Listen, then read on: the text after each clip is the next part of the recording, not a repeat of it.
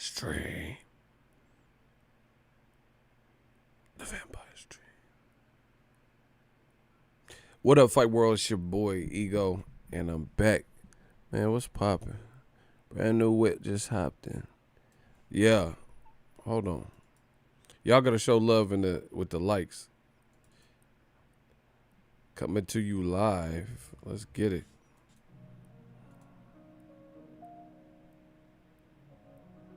Yeah, show some love to that like. Beat up that like button. Oh, man. I had a long day. Good. It was an excellent day. I had lunch with Andre Ward and my dude Gabe Flores, his pops. I was out in Stockton. Got some new content coming. Yeah. Andre Ward, man. Great guy. Wealth of information and knowledge. Gabe Flores, future champion. Let's get it. Man, I miss going to the fights, and I miss being in the gyms, in the boxing gyms. I had a great time today. So I got to see so Gabe Flores he's in training camp. So I got to watch some sparring. This was top shelf work. Very good sparring. Man, listen, I don't want to say too much because I'm not going to talk about people sparring, but in general, some of the sparrings that I've seen in real life, if y'all could see them, like y'all be hyped over like actual fights. These sparrings be going down. You see some of the craziest work because like all the stuff you see on fight night, that's where people practice and work on it. You know what I mean? That's where they're working on the skill set and they test stuff out that you might not necessarily test in a real fight. Like if you fighting Sean Porter or something, he too in your face, so you're not finna practice stuff.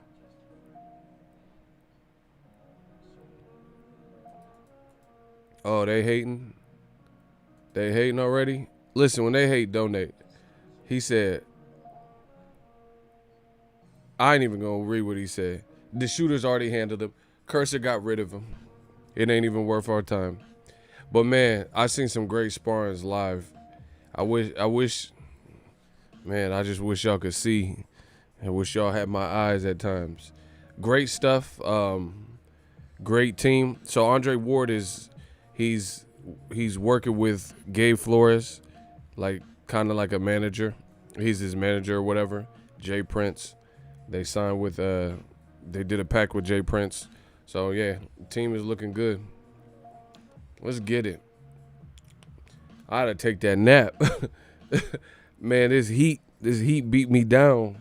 I'm out here in Northern California. Man, this heat got me.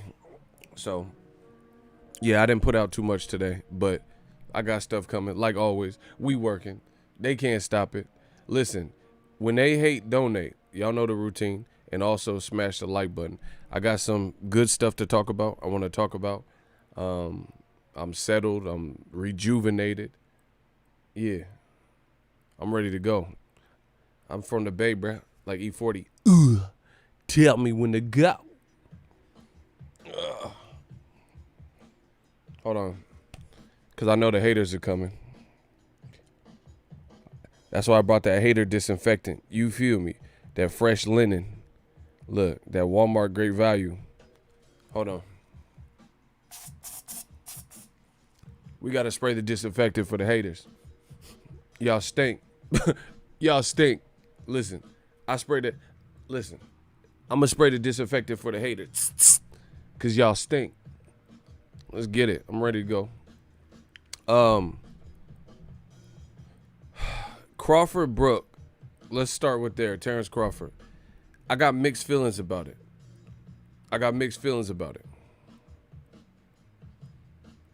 One dislike, I know who it is that dude that got blocked. Yeah, you know he was hating.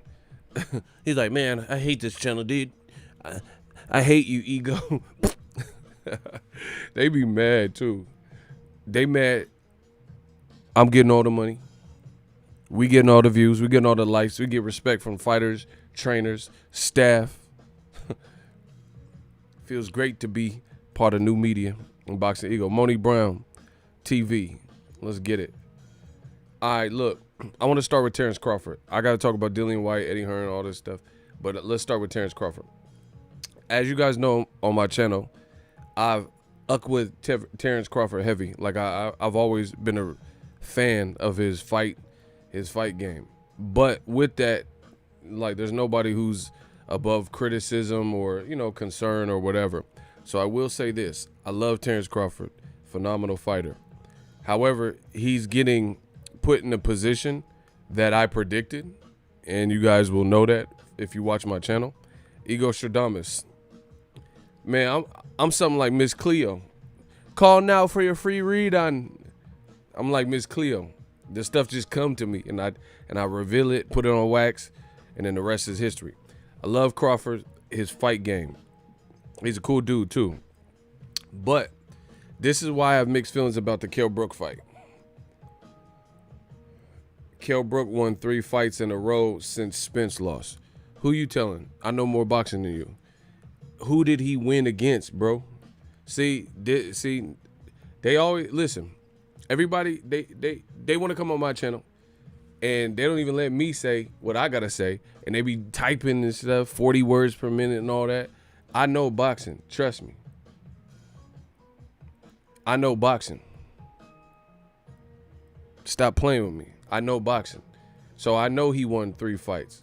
But who did Kell-Brook beat in those 3 fights? Listen, I don't care if a month got 800 fights. Listen, in the words of the Black Mamba, rest in peace to the God, Roger Mayweather, who he beat. He ain't beat no motherfucking body. Okay then. Bro, who he beat? So his last elite type competition was Triple G, and he got his eye destroyed. And then it was Errol Spence, and he got his other eye destroyed. So who he beat? He ain't beat no motherfucker. He started fighting Eddie Hearn specials. Eddie, you know them rematch room specials. You know, Cecil B. Deadly and Liam and P.D. Gallagher and bro, who's Rabchenko? That motherfucker got rabies or something. Who is Rabchenko? Sound like a rabid dog. Who is that? Sound like a fake ass Lomachenko with rabies. Fuck is you talking about, bro? Who is Rabchenko? You know, motherfucker, Lomachenko get bit by Cujo and shit and turn into Rabchenko. Who is that? Who is Rabchenko, bro? Y'all better stop playing with me. Y'all getting spanked like I always do. I'm TB Ego. Y'all getting spanked. Motherfucker, Lomachenko went to pet Cujo,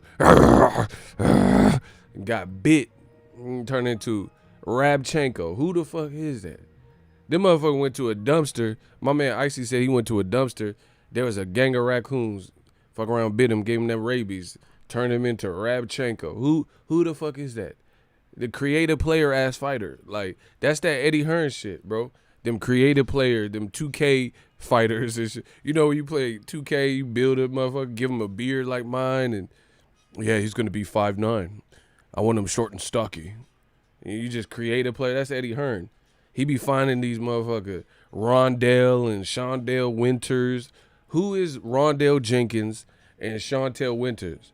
Eddie Hearn will find you some random black person you ain't never heard of. Have you heard of Ray J? Like, yeah, Ray J. This is Cray J. Like, who the fuck is Cray J, bro? As a matter of fact, there was the one who said I loved you first. It was about 8 years ago. Who is Cray J? That's that UK, bro. Hey, the UK, y'all looking crazy, bro. Y'all looking too crazy. Black Champ, are you saying Brook pulled a Canelo? I don't know, the motherfucker pulled a hamstring, but he ain't fought nobody since he said he pulled a Canelo. I don't know if he pulled a Canelo, he pulled a hamstring. I don't know what he pulled. But Eddie Hearn pulled some strings to put him in there with Lomachenko with rabies, Rabchenko, and Kell-Brook trying to build up the. So basically, I'm in my fight with Rabchenko, and realistically, bro, who the fuck is Rabchenko? Who is he? Who is it? Who is Rabchenko, bro? That's the UK special, bro.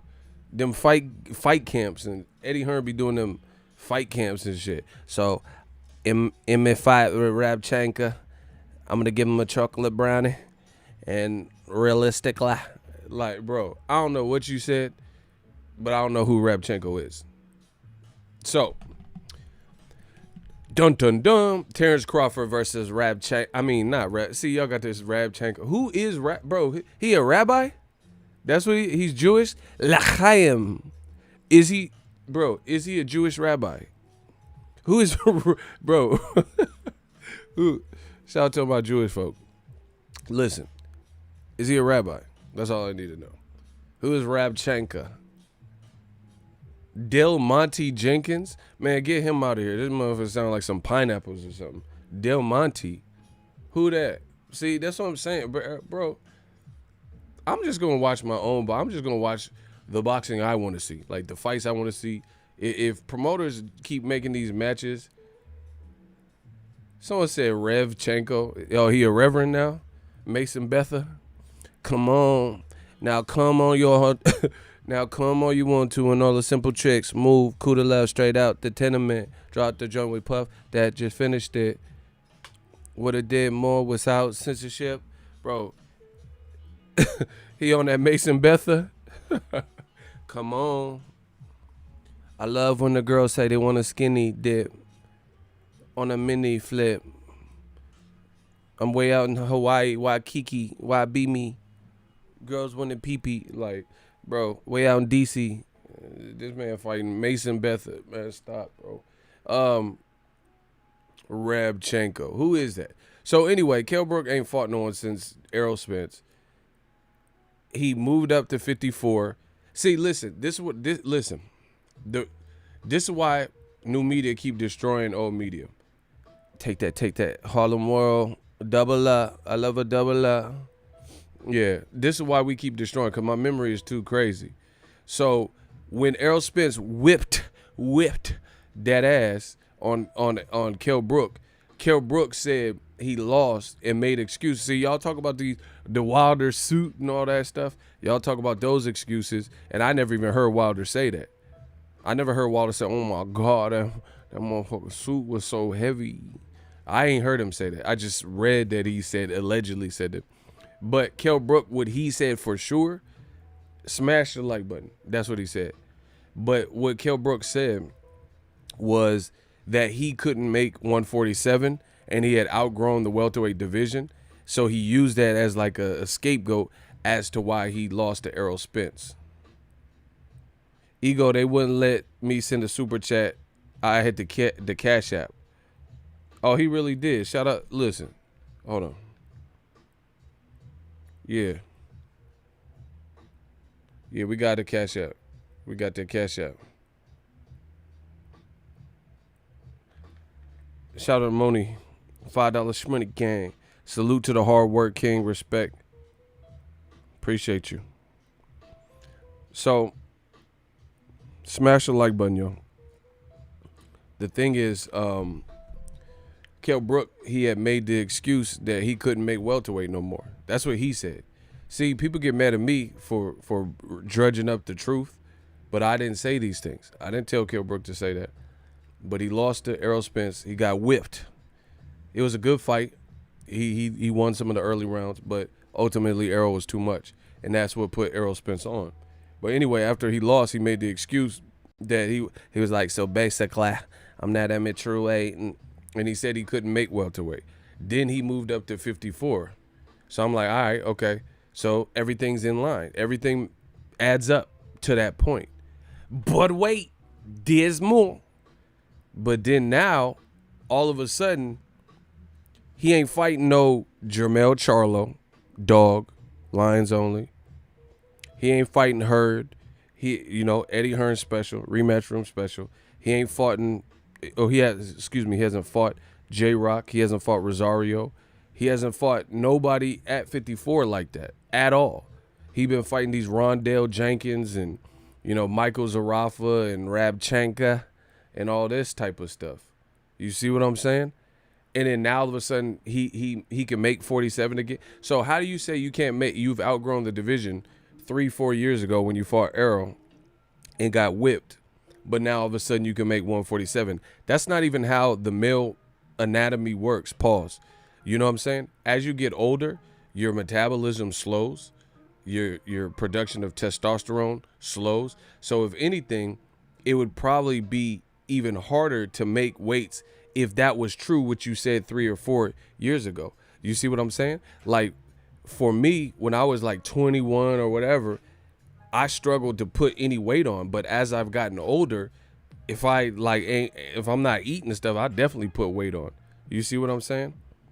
You know, it's not as hard to, as you get older, to put on size because your metabolism starts to slow and things like that, right?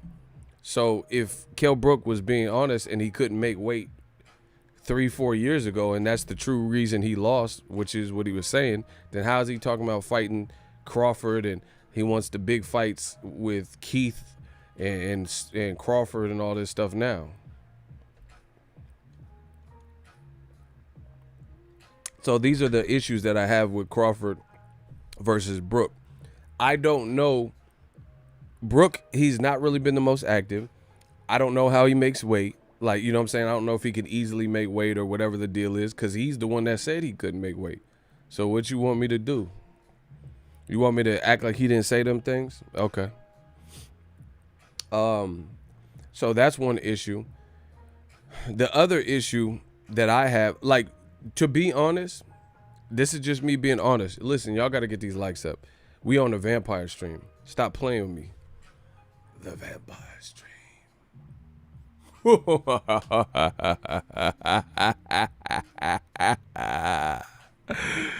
This is the vampire stream. Listen, y'all got to get these likes up. I ain't playing, bro. I'll push the button. Push the goddamn button. Push the button. Yeah, I'll push the button on y'all. Yeah, push the goddamn button. Bro, I'm about to push the button. Y'all better get these likes up. So one, Kell Brook made the excuse he couldn't make welterweight. So now how's he make it 4 years later or whatever? Two, he ain't fought nobody since Spence. Since Spence. That's a little bit of a tongue twister, but I got it. 3, he hasn't been active. 4, his eyes finna fall out. You know, he fought Triple G, which was stupid. Listen, why would Eddie Hearn look at how Eddie Hearn treat his fighters like they video games? This is not Marvel versus Capcom. Kell Brook was supposed to fight Jesse Vargas, who had a belt at the time. That was a definite winnable fight if you're Kell Brook. You know, no disrespect to Jesse Vargas, but you know, Kell Brook would have been a bigger welterweight and all that. And you put him in there with Golovkin. This is the Eddie Hearn rematch room way. You know what I'm saying? Make these weird fights out of nowhere after cherry pick fights, and it's just weird. Why would you put him in there with Golovkin? And the thing is, Golovkin has skill, but I think he has limited, like mostly an offensive skill set. But that's when you're the bigger man and you have offensive skills, then it's going to be hard to move up 2 weight classes and dethrone that person. You see what I'm saying? So I think Kell Brook skillfully, he showed that he's probably a couple paces ahead of Triple G in terms of an overall skill set. But a good big man could beat a great little man. You see what I'm saying? We've always known that in boxing. So his eye didn't hold up to the blunt force trauma of, hey, look, guys, and mocks everybody, punches, tick, tick, tick. Bro, his punches didn't hold up to all that Triple G stuff. Triple G had 21 knockouts in a row, and Eddie Hearn thought, hey, let me put my welterweight in here with this 21 knockout middleweight. Good boy. Yeah, good boy. Bro, who does that? And that's not even that's no bitch shit. Like, but what was the point? Like, what's the point? Why would you do that to your fighter? Like, what is the main gain? So he get whooped in the UK, and then he get whooped in the UK. Then you put him in there with Spence, which is the fight he should have fought to begin with. how he stays Steve. Oh man, no, Steve Rolls is Rolls, a jelly rolls, Tootsie, the cotton candy butterfly. That's all. Let me see that Tootsie Roll, bro. That's how Triple G would do it. The butterfly. That's all. Let me see the Tootsie Roll, Tootsie Roll, Tootsie Roll. To the left, to the left, to the right, to the right. Yeah, slide. That's how Triple G did. Bro, who is Steve Rowe? See, this is what I'm saying, bro. This is what I'm saying. Kell Brook fighting Rabchenka. Triple G fighting whoever the hell. Steve Rose. They just be finding these random people. Motherfucker, Triple G versus Ali Oxenfree. Like, who the fuck is that? Like, why am I supposed to pay for this again? Smash the like button. The Stream King is back. Listen, often imitated, never duplicated. They want to be just like me. You know who started this stuff. Pioneer. I'm like Daniel Boone, Lewis and Clark. I would say Christopher Columbus, but he didn't discover shit. He didn't discover nothing. I'm like the Native Americans. I'm Christopher Columbus. Y'all just the pilgrims, like Kanye said. Bro, I'm not even fronting. When Triple G fought Steve Rolls, when he was walking out, he looked scared. He looked scared. Like, for real. Go watch that fight again. Like, he looked super nervous and like rattled. I'm like, man, who is this? But anywho, so that's my issue with the Kell Brook Terence Crawford fight. Here's another situation.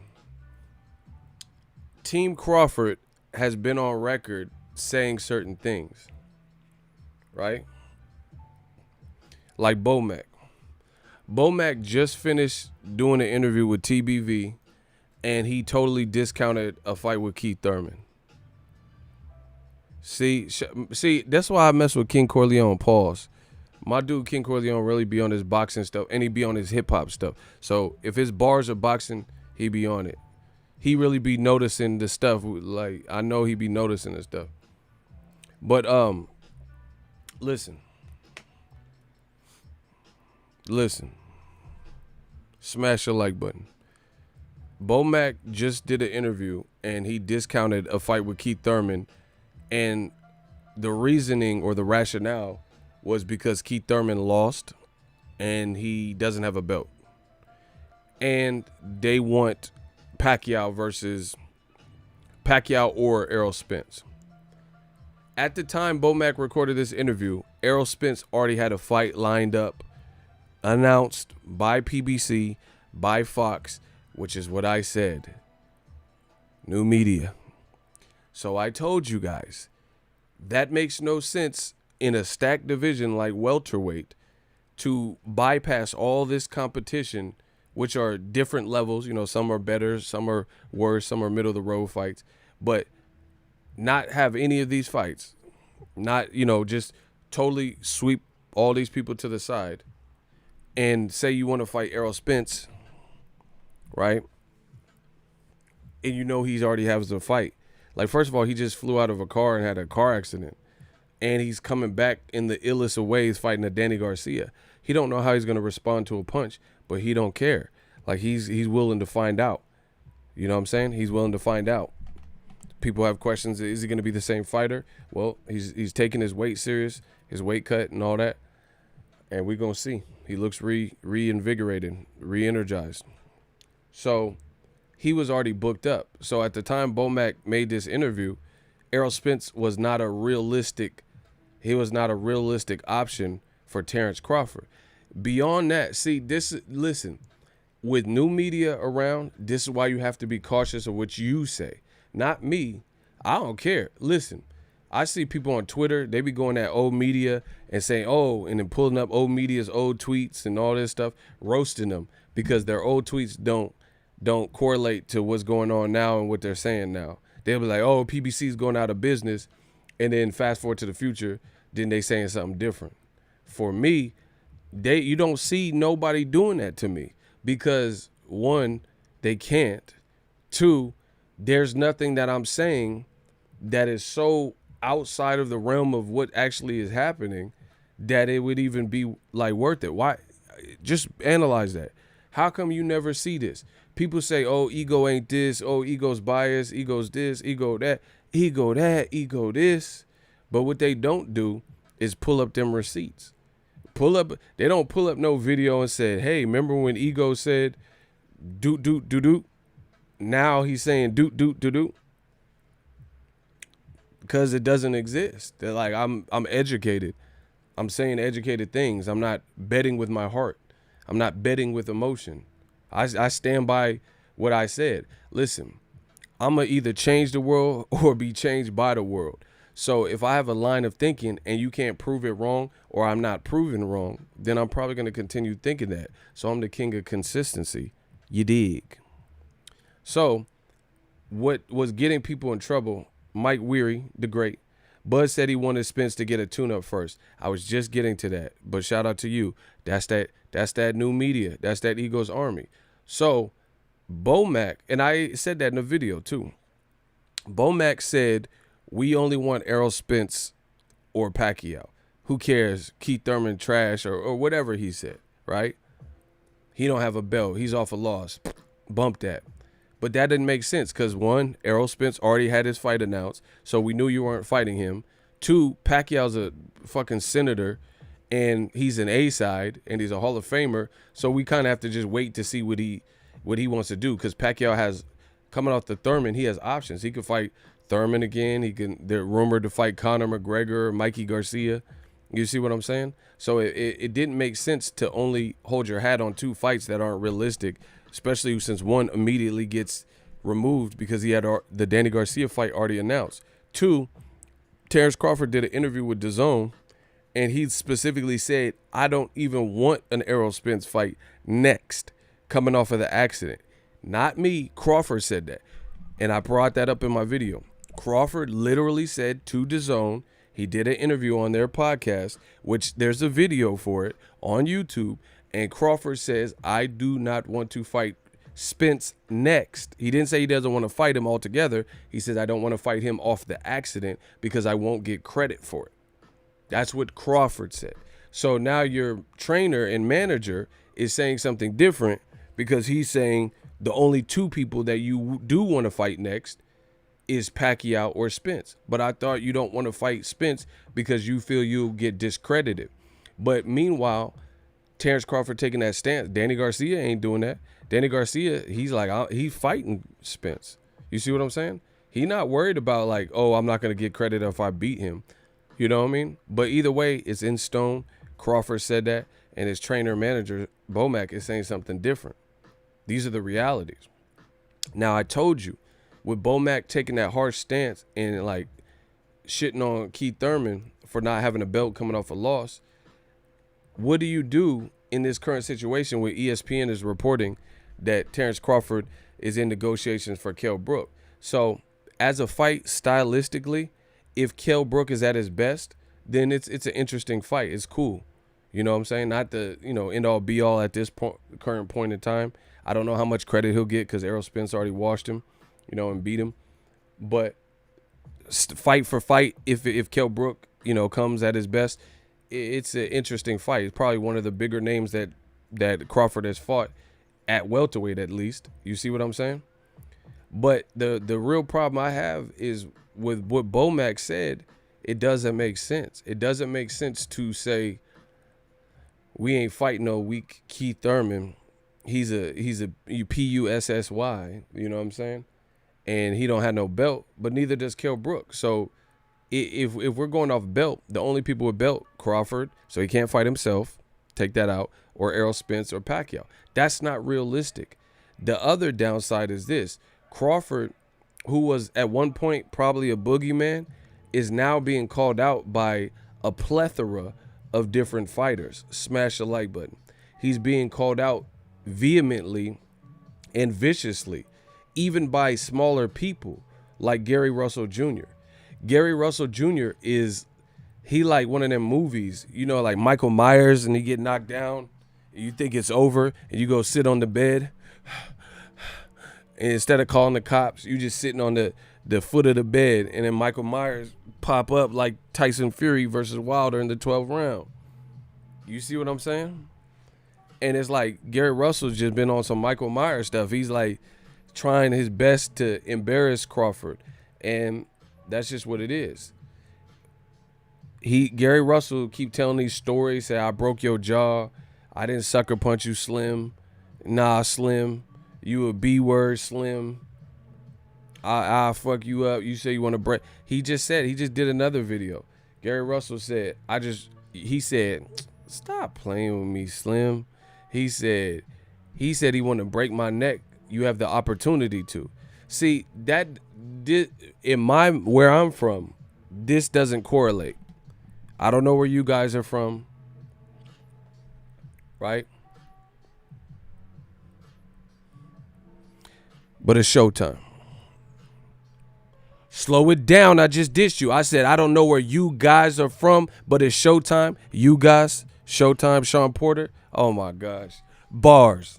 Listen, I said, I don't know where you guys are from, but it's showtime. Slow it down. I just dissed you. I don't know where you guys are, but it's showtime. You guys fought Showtime Porter. Oh my God. The bars is tough. I don't know where you guys are. Man, they ain't fucking with the bars. I told you, sharp tongue. Let's get it. I don't know where you guys are from, but it's showtime. You guys, showtime. Gary Russell is relentlessly. Yeah, I'm on that conceited bag. That's why they call me ego.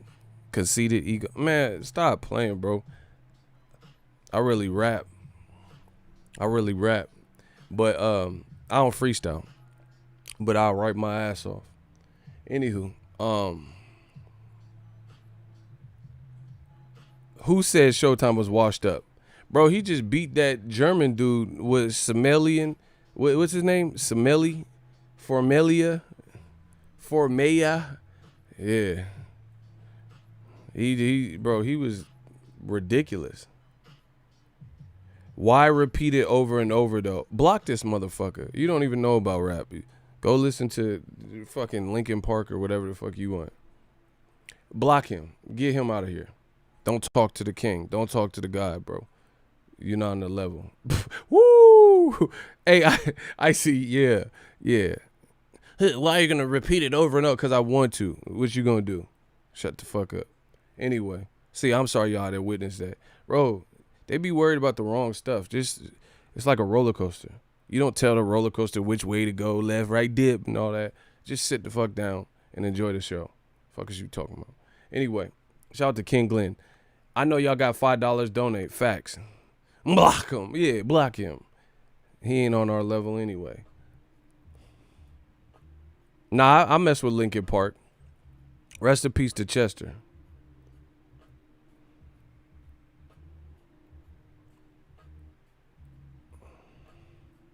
Showtime is like the Spurs, always a threat. Mm-hmm.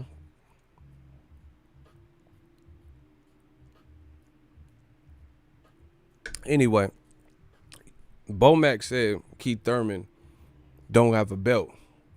Well, guess what? Kell Brook ain't fought nobody recently since Spence. You want to fight Spence, but this is Spence's leftovers, technically. You know, that's what people in boxing say, right? So that's Spence's leftovers, and he too don't have a belt. So what are we talking about? Then Gary Russell Jr. is coming like he the Terminator, and it won't leave Crawford alone. Remember the Terminator on the one where he was removing his eye? He's like, hey, it smells like shit in there. Possible responses, fuck you, asshole. Remember? What are you doing? Say, remember when Arnold was in the hotel bathroom? And the landlord, boom, boom, boom. What are you doing in there? It smells like shit. Fuck you, asshole.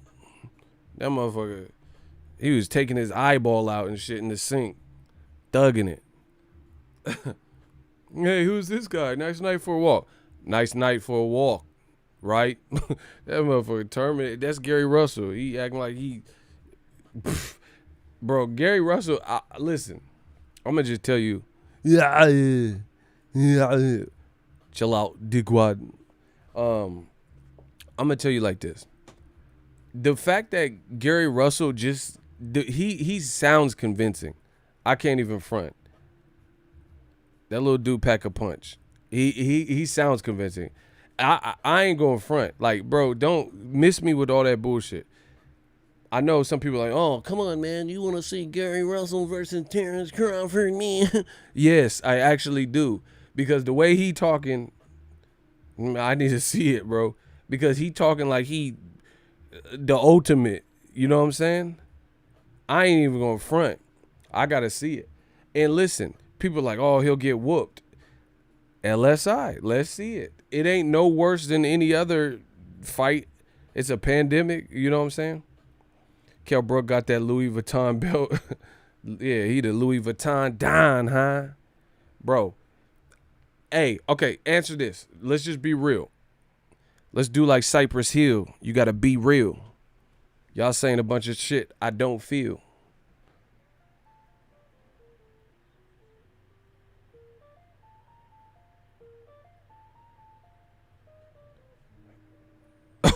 Icy putting in work, bro. This man said I was sipping liquor. Like, what the fuck? What type of liquor is this? Organic yerba mate? Get these dumb son of a bitches off my shit. You dumb son of a bitch. What type of liquor is this? What liquor store got this? You know, you got to show your ID for this. Icy, you did a good thing. You could have, and like the UK would say, you did a good thing, man. Yeah, bro.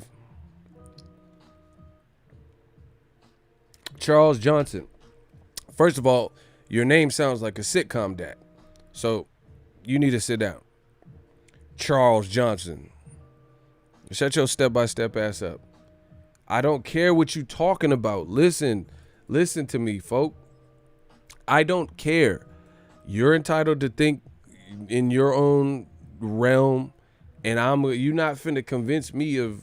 He says no ego. Don't tell me no. Tell your bitch no, bro. Listen, don't tell me no. This is how I feel. I don't care if you relate to it. I don't care if you like it. I don't care if you don't agree with it. This is how I feel. You see, this is called YouTube. This ain't called WeTube or UsTube or TogetherTube. This is called YouTube. Like, so you on your channel, you have a channel name. You on your channel, you can go talk about Gary Russell will get washed and this, that, and the third on your channel. It's called YouTube. So be all you could be like the Army and go that way. Don't tell me this. Motherfucker, it's on YouTube. He try to act like, come on, we both know. Like, we don't know shit. You know what you know, and I know what I know. Fuck is you talking about, bro? Oh my God, Icy, what's up, Icy? Motherfucker, come on, ego, we. I ain't French. I don't we shit. Fuck is you talking about? Oh, we. Where is s'il te plaît la salut, bro? We my fucking ass, bro. I don't know you. You sound like a sitcom dad. Sit your ass down. If listen, I listen. I don't get in the way of y'all pissing me off. Y'all pissing me off. King Murph, Thurman still top 3 welterweight. Can't wait to see them all fight. Facts. One of these welterweight fights will be a trilogy, and I think Thurman will be in it. Fact. The freaks come out at night. Facts, Icy. Listen, I don't care what any of y'all talk about.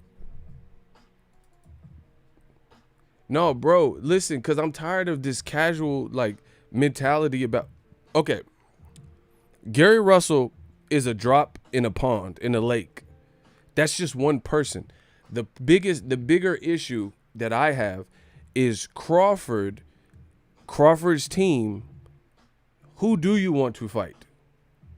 Well, okay, I get the Errol Spence and I get Pacquiao, and I get wanting to show that you the man and you the top job. But you just said, I just went over it. You literally said that Errol Spence, you wouldn't want to fight him. Even if you were offered the fight, you would turn it down immediately after the crash. So that's strike one. Strike two is you don't have to worry about it because he already has a fight anyway. He has to get past Danny Garcia. So take Spence and your mama's titties and we're going to put it in a bottle and we're going to throw it into the ocean. And you got to be motherfucking Jacques Cousteau. What movie is that from? What movie is that from? Y'all don't know y'all movies. Y'all don't know shit. So my whole thing is that Spence can't happen. Pacquiao, I don't know where the fuck he even is in this world, bro. He helping his country or something. I want to. I believe the children are our future. Teach them well and let them lead the way. Show them all the beauty they possess inside. Give them a sense of that pride to make it easier. I decided long ago, never do. Bro, I don't know where in this fucking planet Pacquiao even is right now. If I fail, if I succeed, they can't take away my dignity. Bro, okay, y'all got your movies. You happy? And yeah, will always love you. And that one. You know, Pacquiao be on this, motherfucker be on this karaoke. What's poppin'? A brand new whip just hopped in. I got options. I got that option. I got options. I couldn't pass that bitch like Stockton. Like what? Pacquiao got bars. What's poppin'? I could pass that bitch like Stockton. Bro, anyway. This is my show. I'm the Stream King.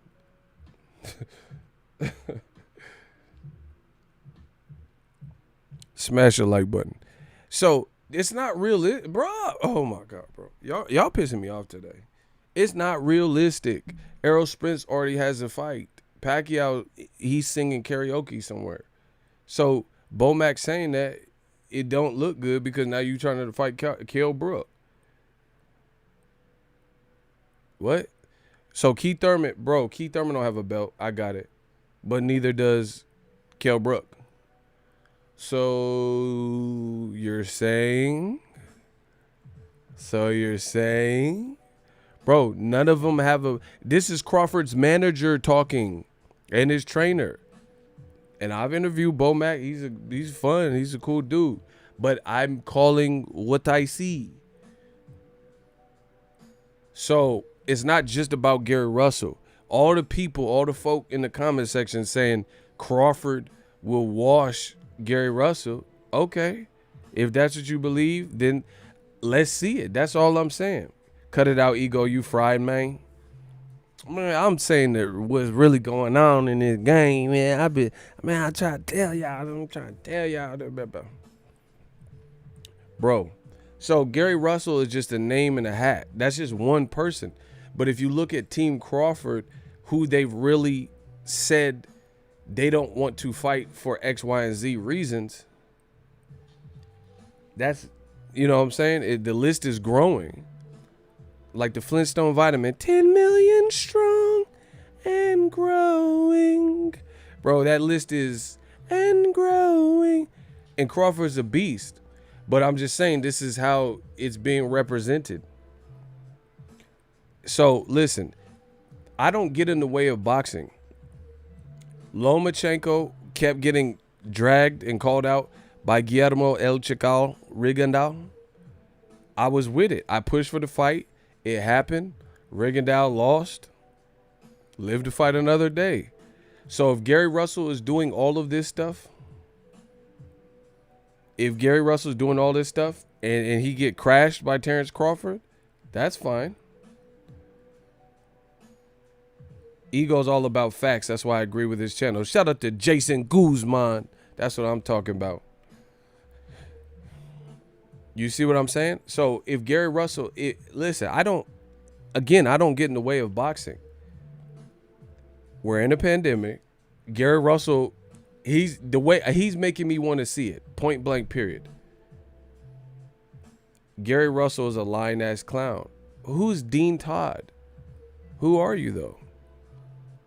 Bro, I don't care if he's lying or not. Like, I don't know what it, like, this is what I'm saying. Boxing fans, they got to get that emotion about them. Shout out to Ken Glenn. Crawford should fight Thurman. Winner fights Pacquiao. That's good. Fights Spence versus Garcia. Winner. That's good. I like that. Listen to me. People saying Gary Russell's lying. I don't know who's lying. I wasn't there in 07 and all that when the Saint Lunatics and Nelly was out. I open up shop at 13. Down, go to black, no Z. Bang, triple B. Bro, I'm from the Shami State. Bro, Nelly was out. I don't know what the fuck was happening in the Olympic trials and all this era where this allegedly happened or whatever with Terence Crawford. I was listening to Nelly and Chingy and shit back in 05 and 07. You see what I'm saying? I was listening to Chingy. Pick me up if you want to come roll with me. And you was my lady. I was listening. I watch boxing, but I don't know what was going on behind the scenes in the amateurs and all that. So I don't know. But a lot of you pretending like you know. And acting like y'all was there and you don't know what was there. So I'm not saying Gary Russell's telling the truth 100%, and I'm not saying he's lying. I'm saying I don't know. I was listening to Chingy. That's what I am saying. And please print that. Please quote that. I say, Ego don't know what happened between Crawford and Gary Russell back in the day. I'm only knowing what I'm hearing and what I've heard from other people. But I wasn't there. I was listening to Chingy. It was word how we met. Pick me up. Every time I try to leave, some keep pulling me back. Telling me you leave me. It was meant to be. I was listening to Chingy. I don't know what the hell was happening between them. But what I am saying is this little motherfucker Gary Russell is on that ass. Bruh, he on that ass like a whoopee cushion. Fuck is you talking about? So he's making me interested in the fight. Put it this way. Gary Russell, with this whole build-up, he is smaller. He is smaller than Crawford. I get it. However, the way he's going about it, like some WWE, like Sid Vicious type of stuff, right? He's making me and other people like me interested in the drama of it all. So I would watch the fight. Like I said, Rigondeaux, he was on Lomachenko's line. I pushed for the fight. He came up short. I don't get in the way of boxing.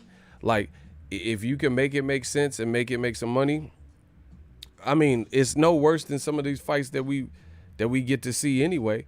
Dillian White, Marish Weck, and stuff like that. So Russell, people are acting like, oh, this is a travesty. So what was Canelo versus Rocky Fielding?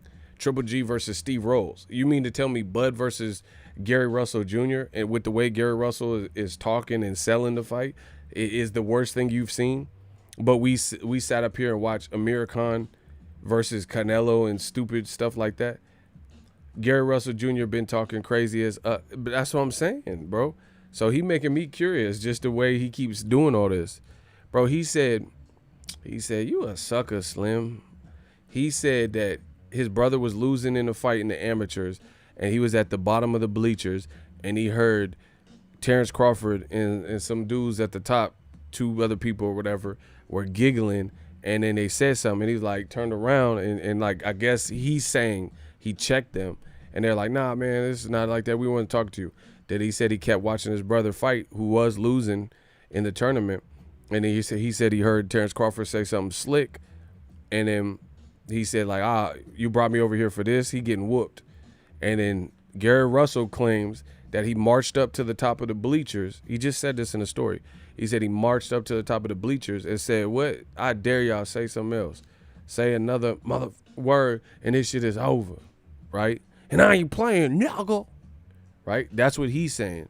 And he said they didn't, nobody tested him. Nobody called his bluff. And he said, "That's what I thought." And then he said he proceeded to walk back down. I wasn't there. I don't know. You know, that's what he's saying. But with this drama, you know drama sells, bro. Dramacidal. You know drama sells. This has more of a storyline, a backstory than Kell-Brook.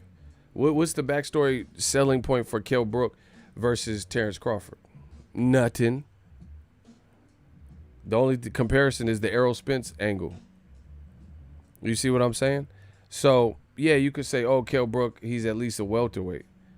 But, again, there's multiple things that make money. Like Ryan Garcia can command more money than somebody else who's not as popping because he's social media friendly. You see what I'm saying? It's just the reality of it. That's the reality of boxing. There's a lot of people, like, branding, backstories actually mean something. You see what I'm saying? Like, if Jermell Charlo ends up fighting J-Rock, that's a backstory because his brother Jamal already fought J-Rock and knocked him out. So that's an inherent backstory. So Gary Russell has a backstory. But here's the thing. This ain't just about Gary Russell. That's just one fight. The biggest issue and the bigger issue with this whole Crawford situation, smash the like button. The bigger issue that I have is to discount everybody else. Say you only want Spence, not reasonable. Next. Or Pacquiao, not reasonable. Pacquiao, you didn't fight Pacquiao when he was with Top Rank. They never made the fight. So how you gonna make it in a pandemic year and he ain't with Top Rank anymore? And we're in a pandemic. Now Bob Arum is doing what I told you, and he's saying, he just did an interview with ESPN, and he says, Terence Crawford and Manny Pacquiao, they won't fight this year. The Board of Health, they said, no Crawford as long as the Rona is going on. I can't make it. I won't lose money. I'm not going to lose. I don't want to wait for our lives to be over. Bro, that was out of pocket. My brain is fucked up. My brain is warped. Y'all just got to smash the like button. I don't want to wait. I don't know why I'm singing Dawson's Creek in the Bob Arum voice, but it's hilarious to me. My young boys might not know about that show, but just look up Dawson's Creek. I don't want to. I have certain. Shut up. Listen, I have certain trigger words. Stop. Listen, I got certain trigger words. So when I said I don't want to wait, and immediately in my head I thought of Dawson's Creek.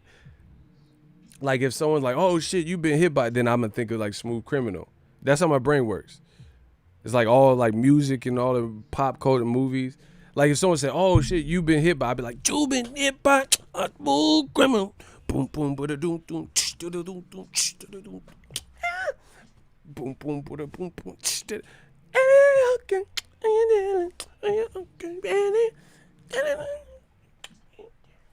are you okay, Annie? Bro, my brain is fucked up.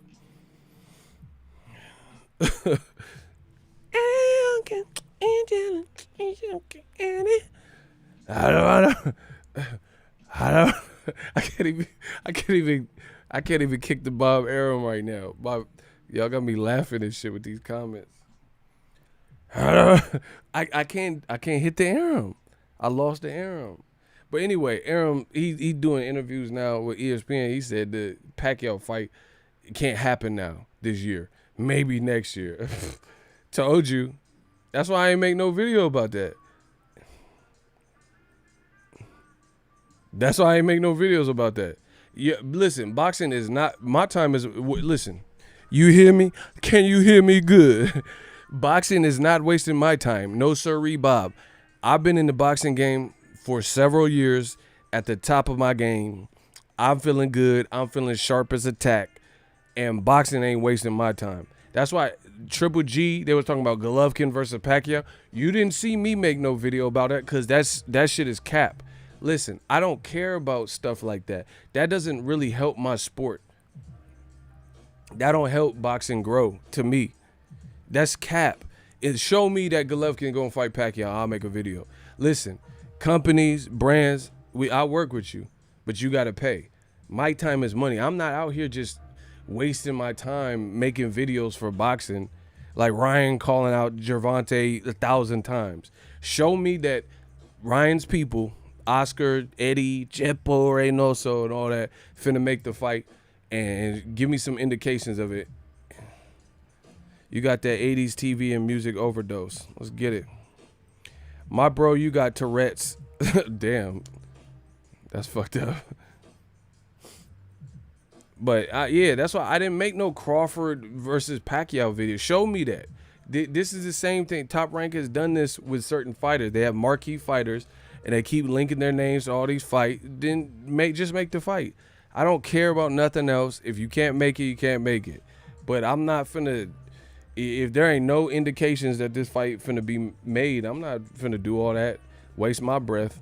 Somebody gonna have to come up off that purse. I'm like a fighter. I need that purse. Listen, old media getting 8. I need that purse like you miss weight. Let's get it. Listen, I said old media getting 8. I need that purse like you miss weight. Somebody gonna have to pay.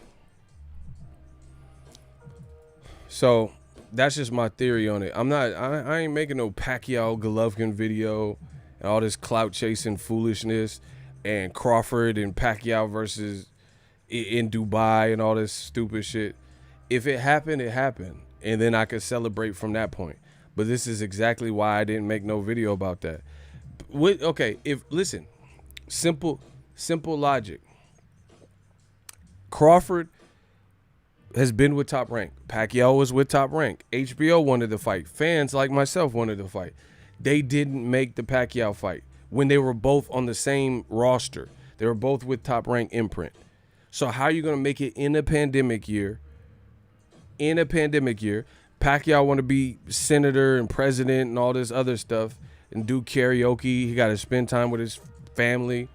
It's just a lot of stuff going on. And they talking about the Middle East and Pacquiao and in Saudi Arabia. Man, miss me with that. Make the fight and then I'll promote it. Capiche? But until then, listen, I'm the gold standard in this boxing game. I'm that top shelf liquor. And I'm making old media sicker. So I set the trends. I don't follow them. I set them. I'm not doing a bunch of videos about horse shit and clout chasing and stuff. Make the Pacquiao fight with Crawford in Dubai or Bucharest or United Emirates, or wherever the hell you think you, Turkey, Istanbul, Uzbek, you make it wherever you want. And then we'll take it from there. But I'm not letting these promoters and networks and stuff say a bunch of stuff that they can't fulfill, don't fulfill. And then I'm wasting my time making video. Oh, hey, what up, Fight World? Crawford and Pacquiao. I'm not doing that. Somebody going to have to pay. Pay me because my time is money. So I knew that wasn't happening. Listen, I don't mind being wrong in boxing if it's the better thing for boxing. So I didn't think Crawford would fight Pacquiao this year. In a pandemic, no crowds possibly and all this stuff. So I didn't make no video about that. And guess what? Ego Stradamus strikes again. I was right. It's easy. So back to Crawford. It's the whole totality of it. Gary Russell, lil ass, is like the Terminator and won't leave him alone. And he's talking big-ish. Big it poppin', a little shit. Stop. Hey, you know what I mean? He talking. Ray Robinson talking, like, say I beat you in the amateur, you weak, woom, woom, woom. He said Crawford don't want to fight no one. He said these various things. So that's two people talking greasy. Two people. Gary Russell, one, fucking two. That's two people. Then Sean Porter about that life. He said he's down, but Sean Porter just did an interview, and he said that he talked to Crawford, and Crawford said now is not the time for us to fight.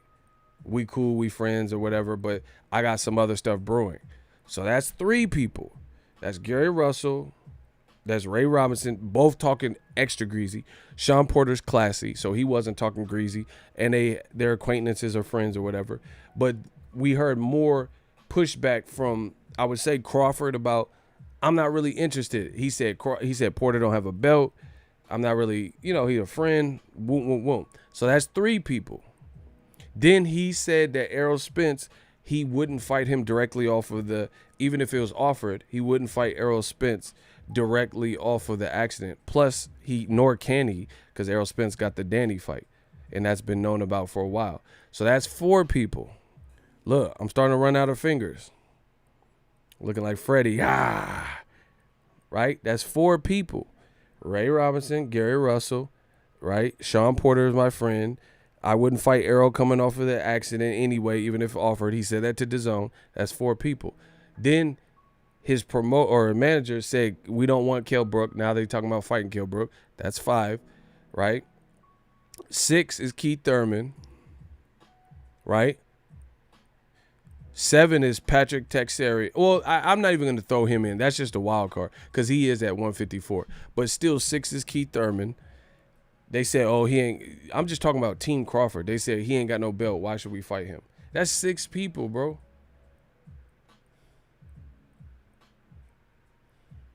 That's 6 people. You know what I'm saying? So Gary Russell's too small. Me and Sean Porter too cool. Keith Thurman and Kell Brook ain't got belts. Errol, no, off of an accident. You know what I'm saying? You setting yourself up. You setting yourself up for critiques and criticisms and stuff.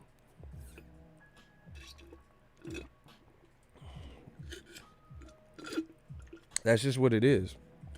And I love Crawford, but I love the truth.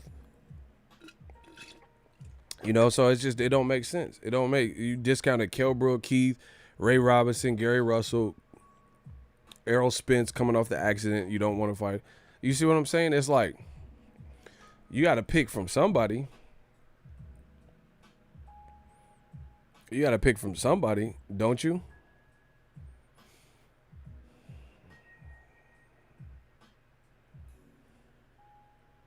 You got to pick from somebody. You ever date a girl or something and then you say, hey, babe, what you want to eat? I don't care, whatever you want to eat. And then you recommend something and she's like, ugh. She do that thiz face. Like, hold on. So you going on a date with Bae. You on a date with Bae, right? And you say, hey, baby, what you want to eat? I know you want something to eat. I know your tum-tum is empty. What you want to eat? And she says, I don't care. Whatever you pick, just pick. I just want you to pick. I want you to fucking pick. I want you to fucking pick. Right, you know how girls act. I want you to pick. All right. And then you reckon, the Cheesecake Factory. Yeah, we just ate there. All right, what about Applebee's? She turned into E40 and shit. I don't eat no Applebee's. I don't want to go and get no mozzarella sticks and I'm going to pull up with that stick. Bro, what the fuck? You just said you didn't care. Now all of a sudden you care and shit. She turned to E40 and shit when you mentioned that Applebee's and shit. Like, hey, babe, let's just go to Applebee's. I told you I don't want to get no Applebee's. Well, you just want to, but don't ever demonstrate. Like, I ain't never get no chicken tender sample. Bro, like, man, come on. I ain't got time for that type of shit, bro. See, look at my homie D Nice. He said my wifey just pulled that. Females just try to test you, I think. Don't ever demonstrate like a lot of these. Like, you said you didn't care, and then I recommend everything, and it's a problem. That's what Crawford's kind of doing right now, bro.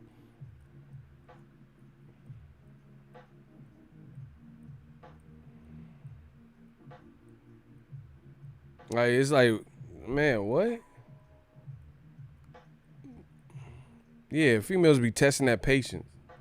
Like, I don't care, you pick, and then I pick some multiple things, and she don't want none of that. So you didn't say like, oh, I don't want Applebee's or Cheesecake Factory or Olive Garden. But then when I recommend it, now you have all these preferences. Man, shut up. Stop. Fucking get a divorce and shit.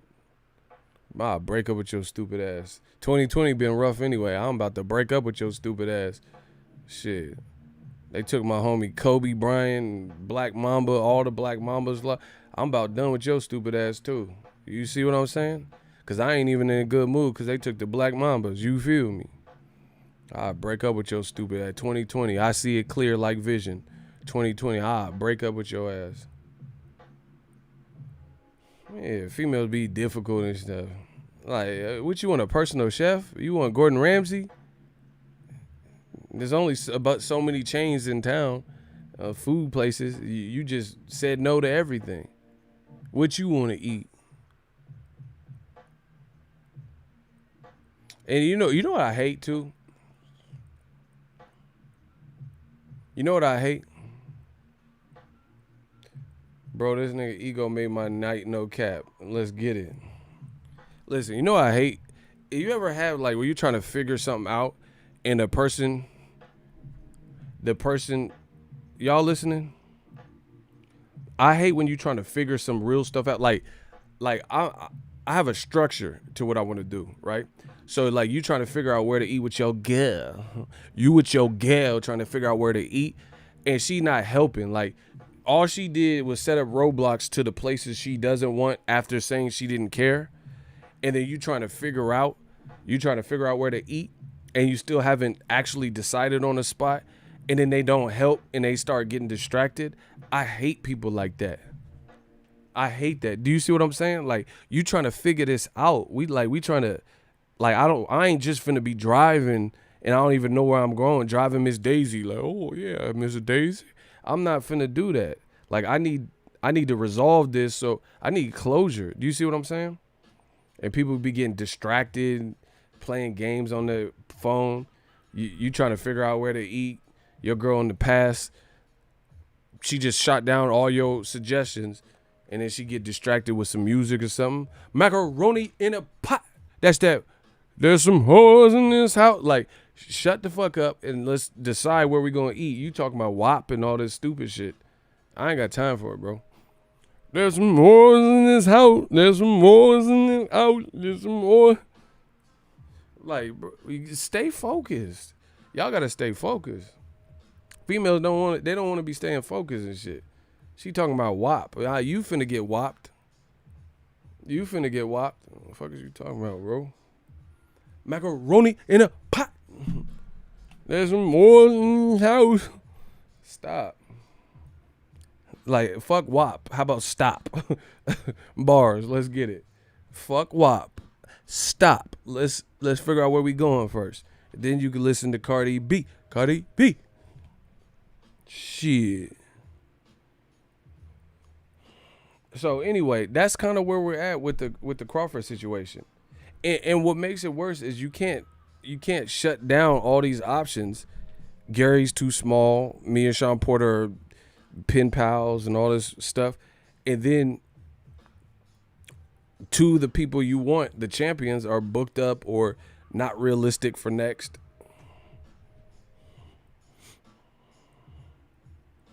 You know what I mean? And then fans is like saying that fans is saying like, oh, Gary Russell will get his little ass kicked. Okay, so like we didn't just see Dillian White get executed. It's boxing. Ish happens. Listen, I feel no remorse on some man stuff. If somebody testing you that much, then whatever happens, happens. You see what I'm saying? Like, Rigondeaux was on Lomachenko's line at that particular year, and he kept calling him out. So they had at it.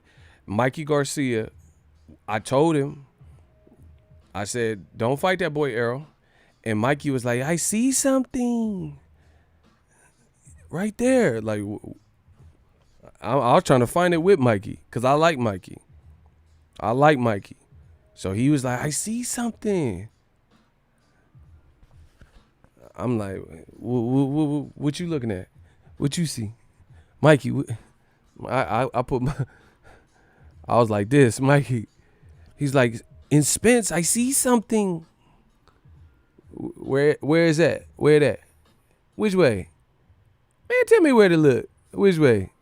Which way is it at, Mikey? Bro, I had my bifocals, I had binoculars, I had a telescope, all types of stuff.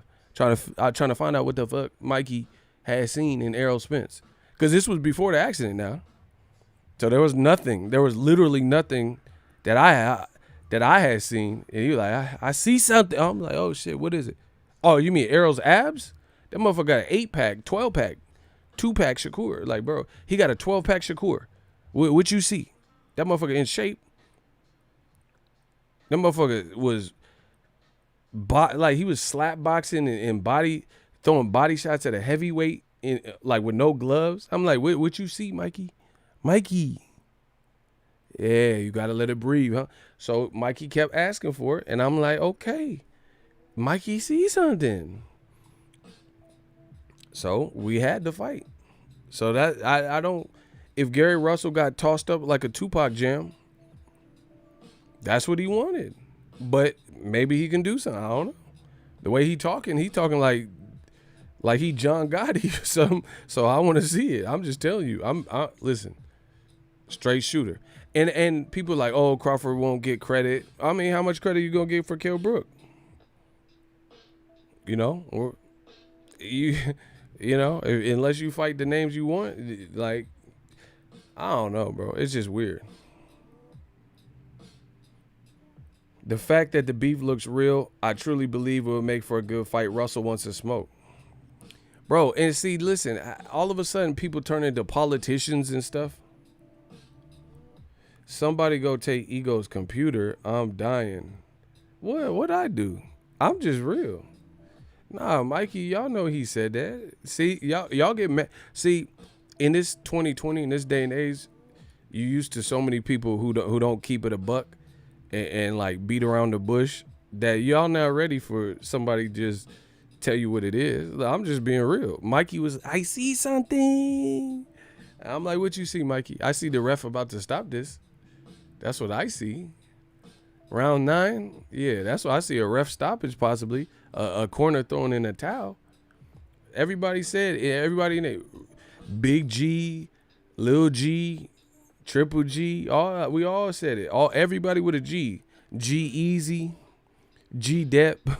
You get smacked silly, and I was already on fish and spaghetti. You agree with your people. Bro, all the G's told Mikey, all the G's in Mikey's life told him not to mess with Errol. G-Dep, all them. You know what I mean? Motherfuck city permit. We own the city. On the phone with Jitty. And Mikey, I see something. Then he got snacked up, went to snack, thought he was brolic, flexing it. I was like, all right. So it's the same thing with Gary Russell. Listen, under normal circumstances, you know, I told you I didn't want to see the Mikey Garcia fight. But, bro, if Mikey wouldn't stop talking about Errol, then, like, it is what it is. Then I'm like, all right, go ahead and get it. Go ahead and get it then. Go ahead and get it. I didn't want to see the Mikey Garcia fight. That's how I feel like Gary Russell. When Mikey first started talking about Errol Spence, I was like, nah, don't do that. Don't do that. Don't do that. Laughing my eyes, they were shaking in the corner. Round 9, bro, they were shaking like Harlem shaking. Bro, they was Harlem shaking. Errol was putting a beating on that boy. Them motherfuckers was shaking like Denzel when he got shot by the Russians on training day. That motherfucker Denzel was King Kong, man, got. Bro, they was shaking. Yeah. Etch a sketch, motherfucker. Man, I'm hella thirsty. This dry heat got me, bro. Mikey was doing too much, acting like he won every round.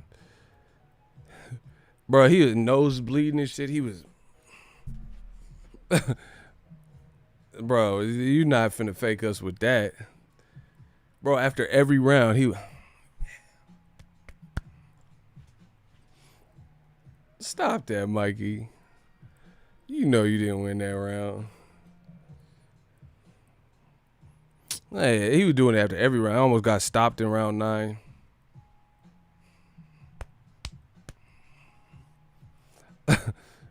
Don't do that. So anyway, Mikey, that fight with Errol, people told him no, but he kept talking about it. So I was like, all right, just get what you've been asking for. So that's how I feel with Gary Russell. Bro, he won't leave Crawford alone. It gets to a point where it's like, hey, bro, like, all right, I'm a tall dude. What if a midget, Willow and shit, leprechaun in the hood, won't stop fucking with me? You see what I'm saying? Like, so to say there's a midget, that's not politically correct. What am I supposed to call? A small person, a wee person, whatever. A little person. Listen, there's a little person that works at Big Lots out here. Say the little person was like following me and shit and you know, calling my bluff and shit, then I just got to get with the midget. You see what I'm saying? That's how I feel. Which y'all gonna get mad at me? The midgets call me all types of names and a bit. I got to scrap with Warwick Davis. Like, what? Bro. Bro, what, like, what's, bro, I'll bunk you on your head. What the fuck is you talking about? All right, little person. Little, it is not called no little peeps. This, what is it, Easter treats? This man said call him a little peeps. You try to get me fucked up, bro. Bro, I'm just saying that Bushwick Bill, rest in peace. But, you know, remember, what's the dude from Bad Santa? That dude, Tony or some shit. He was in Friday. So y'all gonna let the midget come for me, like, you see what I'm saying? And I gotta just take it because he is small, you know what I'm saying? Nah, bro. So they could punch me and hit my knees and all this stuff, and y'all gonna let him do that to me? Like, nah. Shit, I just gotta get arrested then. It was like, popular YouTuber assaults a midget. Tonight on the 6 o'clock news, bro. Y'all gonna just say whatever you want about me. You gonna, cause I'm gonna take it there. So Tony Cox, pause. Yeah, I'm gonna pause that. Oh yeah, Tony Cox. Oh yeah, little Cox. Like, bro. Yeah, I don't like that. Anyway, I just got to scrap with Duke. You see what I'm saying? He said he said for the Martin episode. That's what I'm saying. So y'all gonna let them just jump me and shit? Why y'all try to help me when the magic jump me? Like, bro, that's what I'm saying. It comes a time where you gotta protect yourself. Y'all gonna let the little person get me? Shit, I'm gonna get them before they get me. We gonna have a little battle. Yeah, it's a small world out this motherfucker. We gonna throw a little hands. I'm going to hell for these jokes. Throw a little hands. It's a small world. You know what I'm saying? Yeah, I beat the fuck out of Tiny Tim fucking around.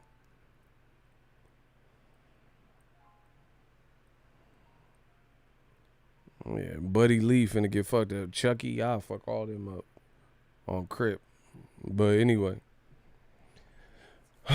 Yeah, man. Anyway, so I don't know. Y'all, listen, I can't smash the like button. I'm starting to get pissed.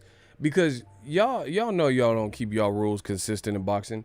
Bro, Golden Boy put Sinicia Estrada. She just beat an Olympian, Marlon Esparza. She had a record of 18-0, and they just put her in there with some chick who had a padded record with 5 knockouts. She knocked out 5 stripper bitches. Four of them had that WAP. You see what I'm saying? And she blasted her out in 6 seconds. Now everybody got morals and shit. Oh my God, Terence Crawford. Who would sanction this? Who would sanction a Gary Russell thing?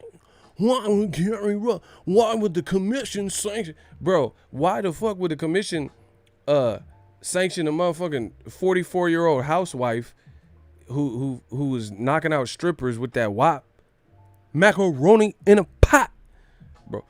And then she blasted her out in 6 seconds. She just beat an Olympian with an 18-0 record, and they put her in there with a stripper, Hooters worker, or whatever. I don't know what she was. Motherfucker worked at Hobby Lobby and shit.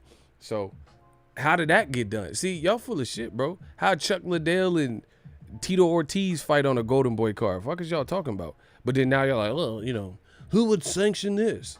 Who sanctioned Triple G versus half his resume? Well, hell no, I have steam raw, sushi raw. What are y'all talking about? Bro, y'all know what I'm saying is true. Senicia Estrada, and I like her. She pretty too. But Golden Boy really set her up to fail because they put her in there and she did what she naturally was finna do. And it just, when people did the research, they said, damn, who's this girl? 5-0 with 5 knockouts. Bro, she fought this one chick, and I swear the chick, I don't want to pull up the picture, but the chick that she fought, I seen the picture, and it looked like someone off the street. Like, it looked like a crackhead. Like, have you ever seen Halle Berry in Losing Isaiah? It looked like Halle Berry in Losing Isaiah. I ain't lying. Bro, look, whatever Halle Berry's worst movies were, like, you know what I'm saying, where she looked the rough, because Halle Berry fine. But, because not no Boomerang Halle or, you know, Halle from The Last Boy Scout. I'm talking about she did a couple roles where she wasn't looking too kept up. Losing Isaiah, Monsters Ball. Make me feel good. Make me feel good. Make me feel good. Make me feel good. Bro, Monster Ball Halle, that's how she was looking. And I'm like, damn, you just, man, come on. I want to make me feel good. She was tripping to that. I see why she got the Oscar. Y'all nasty, but I want to make me feel good. Make me feel good. I want to feel good. Like, I'd be scared if a chick approach like that, bro. You can't be that damn horny. The fuck? I mean, I know I'm kind of sexy and shit. You know what I'm saying?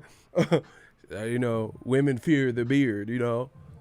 I know I kind of got effect on women, but there's no way you that horny, bro. Watch that Monster Ball scene. Make me feel good. I want to make me feel good. Oh, I want to feel good. Like, I'll be scared. Like, oh, shit. I fucked up my seat. Hold on. Oh, damn. Hold on. My seat cushion started riding up and shit. See, fucking with that Halle.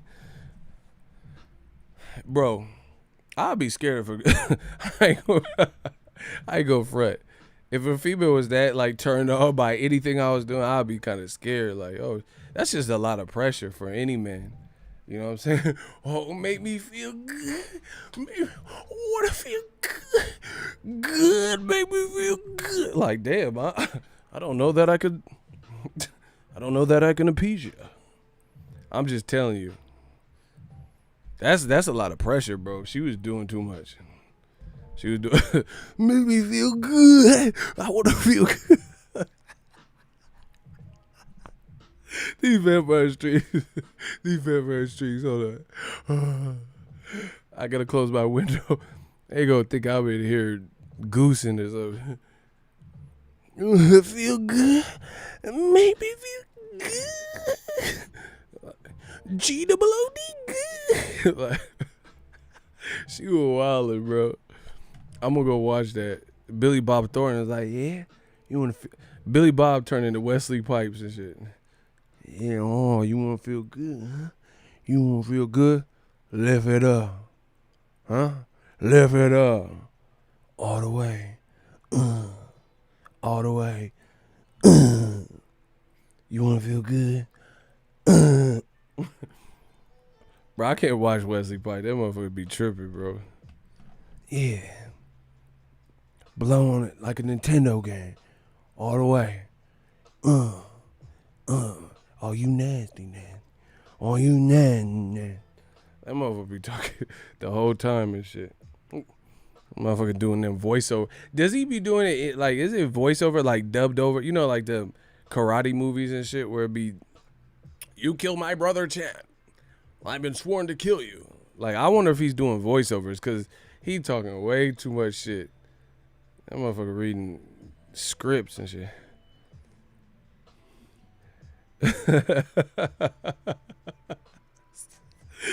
Bro, stop it, ego. My girl had to come see what I'm watching. Made me feel good. Made me feel good. I want to feel good. Oh my God, that hurts my soul. That hurts. That's funny. Oh shit. He said my girl had a check. She thought you was on the Pornhub. She thought you was on that hub, bro. She thought you was on that hub. I wanna make me feel good. Make me feel good. Oh, that's funny. We hurting on the East Coast for sure. Nigga been watching Booty Talk 57. Hey, I'm done with y'all, bro. That West Coast Productions. Y'all don't know about that West Coast production. WCP. Y'all nasty as fuck, bro. Y'all nasty. Y'all nasty. Oh, man. This is a fun. These vampire streams be legendary. Straight up. I appreciate y'all. Smash the like button. Digital Mob. Gang, gang.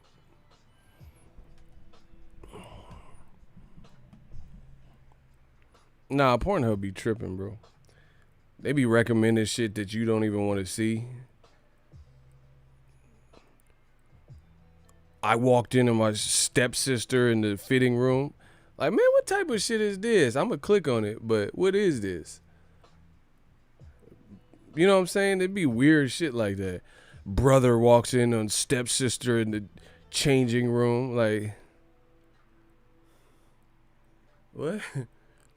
Stepsister in the shed. Like, what? Why the bitch in the shed? She doing some yard work? Was she out there? She got a John Deere in there? Like, what? Brother finds stepsister in the shed. Man, fuck all this stepsister shit. Y'all fucking weird, yo. Nah, I don't do no stepsister. Man, what the fuck? Your brother with half sister and stepsister. Like, man, what type of shit is this? I want to see like where's a couple? What happened to good? Like, see, I'm just regular. You know what I'm saying? I just like regular shit. Fuck this stepsister shit. And the motherfucker stepchild and stepfather walks in the daughter's room. Like, I don't even know if this is this legal? The motherfucker, she ain't got no door lock. You see what I'm saying? No more locked doors. No, Leroy. I'm bilingual. Nah, I can't ignore the title. Because they be doing them. You see, y'all be saying I clickbait on YouTube. Go to Pornhub. Y'all think I'm the clickbait king. You be like, hey, you tricked me with this title, ego. That's not cool. I'm unsubbing.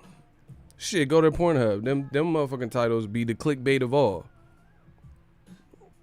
Cardi B walks in on stepsister. Like, man, what type of... I'm going to watch it. Cardi B finds stepsister WAP. Like, what is this, bro? Man, fuck this stepsister shit, cuz. Like, y'all tripping. Stepfather breaks in the daughter's room. Like, this shit don't even... This shit don't even sound legal, bro. Stepfather waits in daughter's room. Like, what's he doing, bro? Stepfather waits in daughter's room. That shit sound creepy, bro. This motherfucker creep, bro. Hey, this dude a creep, bro. That motherfucker TLC creep. So I creep, stepfather in daughter room. What the hell he doing in there?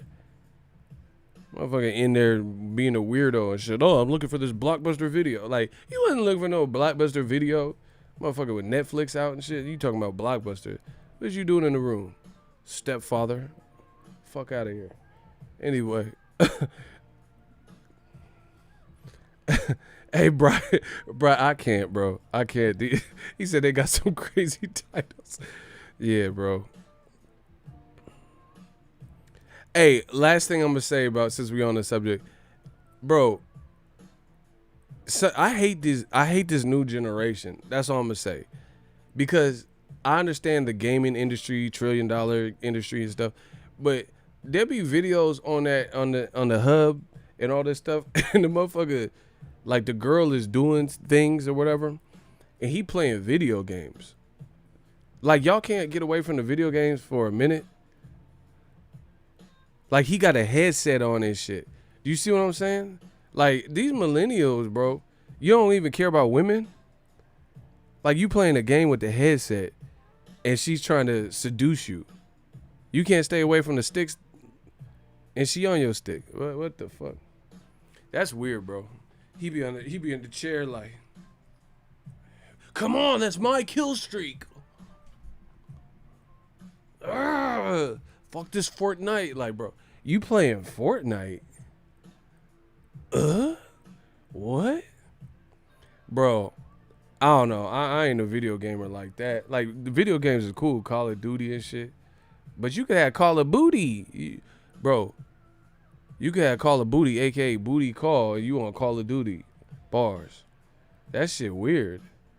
That shit weird.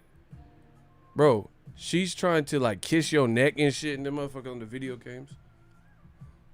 How did he respawn? What? You worried about a respawn and she trying to get it on. You playing Call of Duty and she showing you her booty. What? Weirdos, bro. Motherfucker. Call of Booty. Ego a comedian, bro. Facts. I'm just saying, that's weird. You playing video games and she like rubbing on your shoulder like you fucking Prince Akeem from Coming to America and shit. The royal penis is clean. Thank you, king shit. Bro, you ain't not Prince Akeem and shit. Where's Akeem? You playing a video game and she's massaging you and petting you and shit. These dudes is weird. Get out the fucking game and shit, bro. You're a motherfucking creative player. You should, man, what? He said we definitely, bro, that's what I'm saying. This new generation, they cold, bro. They be on Twitch and shit. You on Twitch and you should be with your bitch. Whatever. Bars. Anyway, that's my thoughts on the Crawford situation. It's like Gary Russell, Ray Robinson, Sean Porter, Keith Thurman, Kell Brook, like, and see, listen, people keep saying, oh, Sean Porter, his friend, all this. Kell Brook's eyes finna fall out. Like, you know what I'm saying? I don't even know if his eyes are good.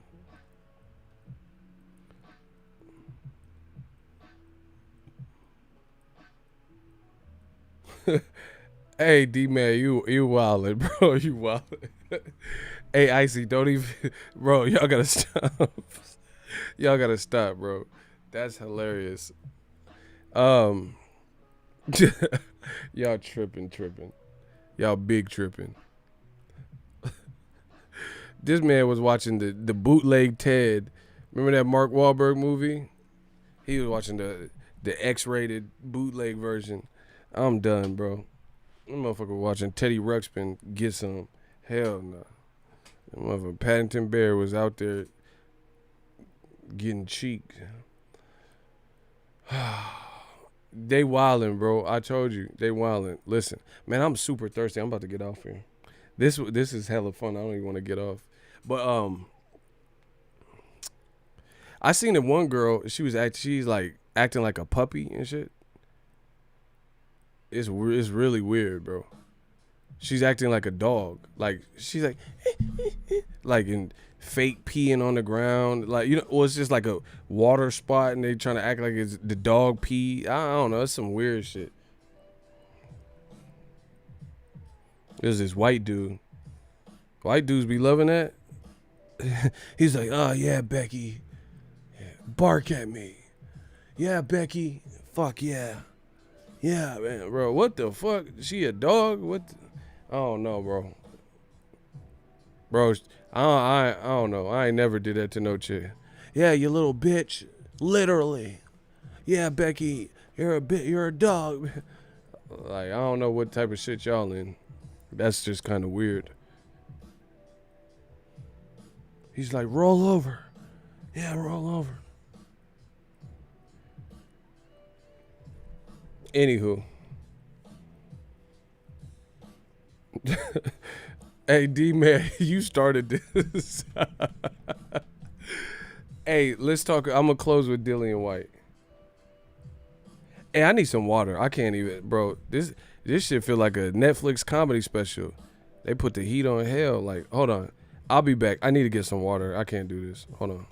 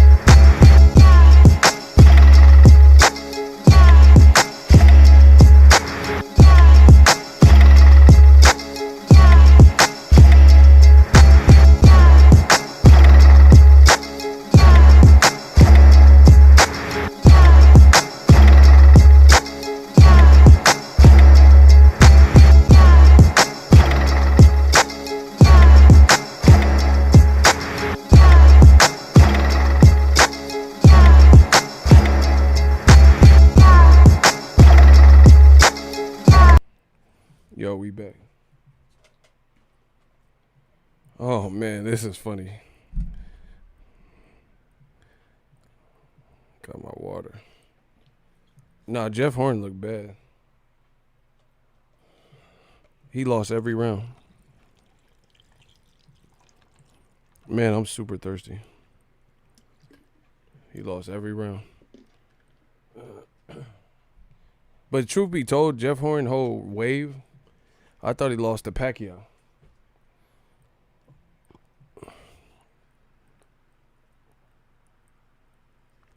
So his whole little run, he wouldn't even had that run because I thought he lost to Pacquiao.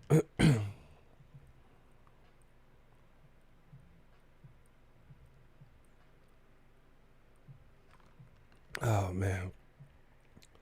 He don't control his weight either. He be missing like ballooning up and having to cut hella weight and shit.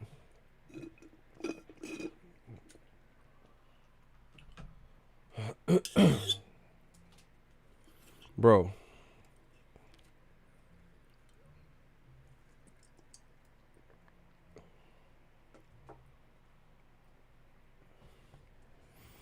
Who you put your money on between Gary Russell and Shakur? That's a hard one. I don't know. Gary Russell got experience, advantage. I would say the power, speed advantage. Shakur got youth, tenacity, smart fighter. He looks bigger than Gary Russell. I don't know. That's gonna be about probably who makes adjustments and stuff. I don't know. I'd have to really see. Like, I don't know. I don't like spending too much time on it unless it looks like it's gonna happen.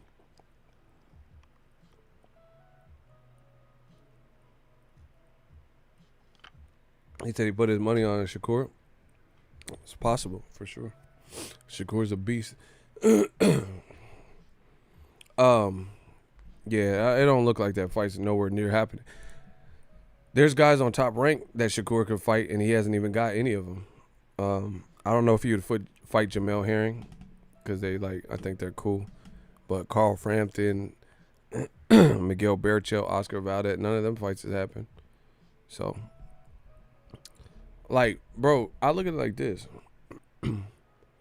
If a promotion ain't doing the in-house fights that are beastie, then why would we look outside of their promotion and expect them to get those fights done? Think about what I'm just saying. Think about what I'm saying. If you're with a promoter and they're not giving you the in-house fights that are really good for you, or you can't get those done, or they're not getting it done, whatever, then how are you going to work with another promotion to make probably even a bigger fight? You know what I mean? Unless you are ranked with the sanctioning body as like the number one seed, number one mandatory, and then you've earned that slot. Like, let's say Golden Boy had Jojo Diaz fight on Showtime against Gary Russell, stuff like that. So we got to start being realistic in boxing. If promoters and networks and shit ain't making the best fights on their own roster, like let's say Ryan Garcia, if Golden Boy can't give him the Luke Campbell fight has taken 2 months to try to come off, and we still haven't heard an official announcement. I understand Ryan has a vlog where he signed a contract. It looks like it's happening. But like I said, I would not be surprised one bit if they announce it and it's signed and for some reason it don't happen. Somebody tested positive for 19, somebody gets injured, somebody pulled out over money woes, or something happens. So I don't know. I don't really entrust that. So my point is, on my channel, I'm not here for all the clout chasing and stuff. Like, I don't really care to talk too much about Ryan Garcia versus Gervonta Davis. You see what I'm saying? Because it's taken a month of Sundays to get the Luke Campbell fight. That's just an okay fight, in my opinion. I do think it's a step in the right direction for Ryan Garcia, but it ain't. I never rated Luke Campbell as like I rate Gervonta, ever. Before the Linares loss, after the Linares loss, before or after Lomachenko, I've never rated him up there like that. He's a gold medalist. I think it could be stylistically a difficult fight for Ryan Garcia. But again, why would we talk about Tank and Ryan, and Devin Haney and Ryan are on the same roster, like, you know, same DAZN platform, and that ain't happening. The Luke Campbell fight is taking forever to get announced. So again, I don't really have faith unless you can get certain fights like that done. That's how I look at it. Make sure you guys smash the like button.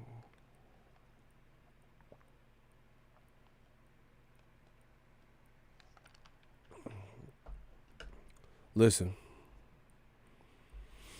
smash the like button. Yeah, man. It's like, let's say you have a cleaning company, but your house is dirty.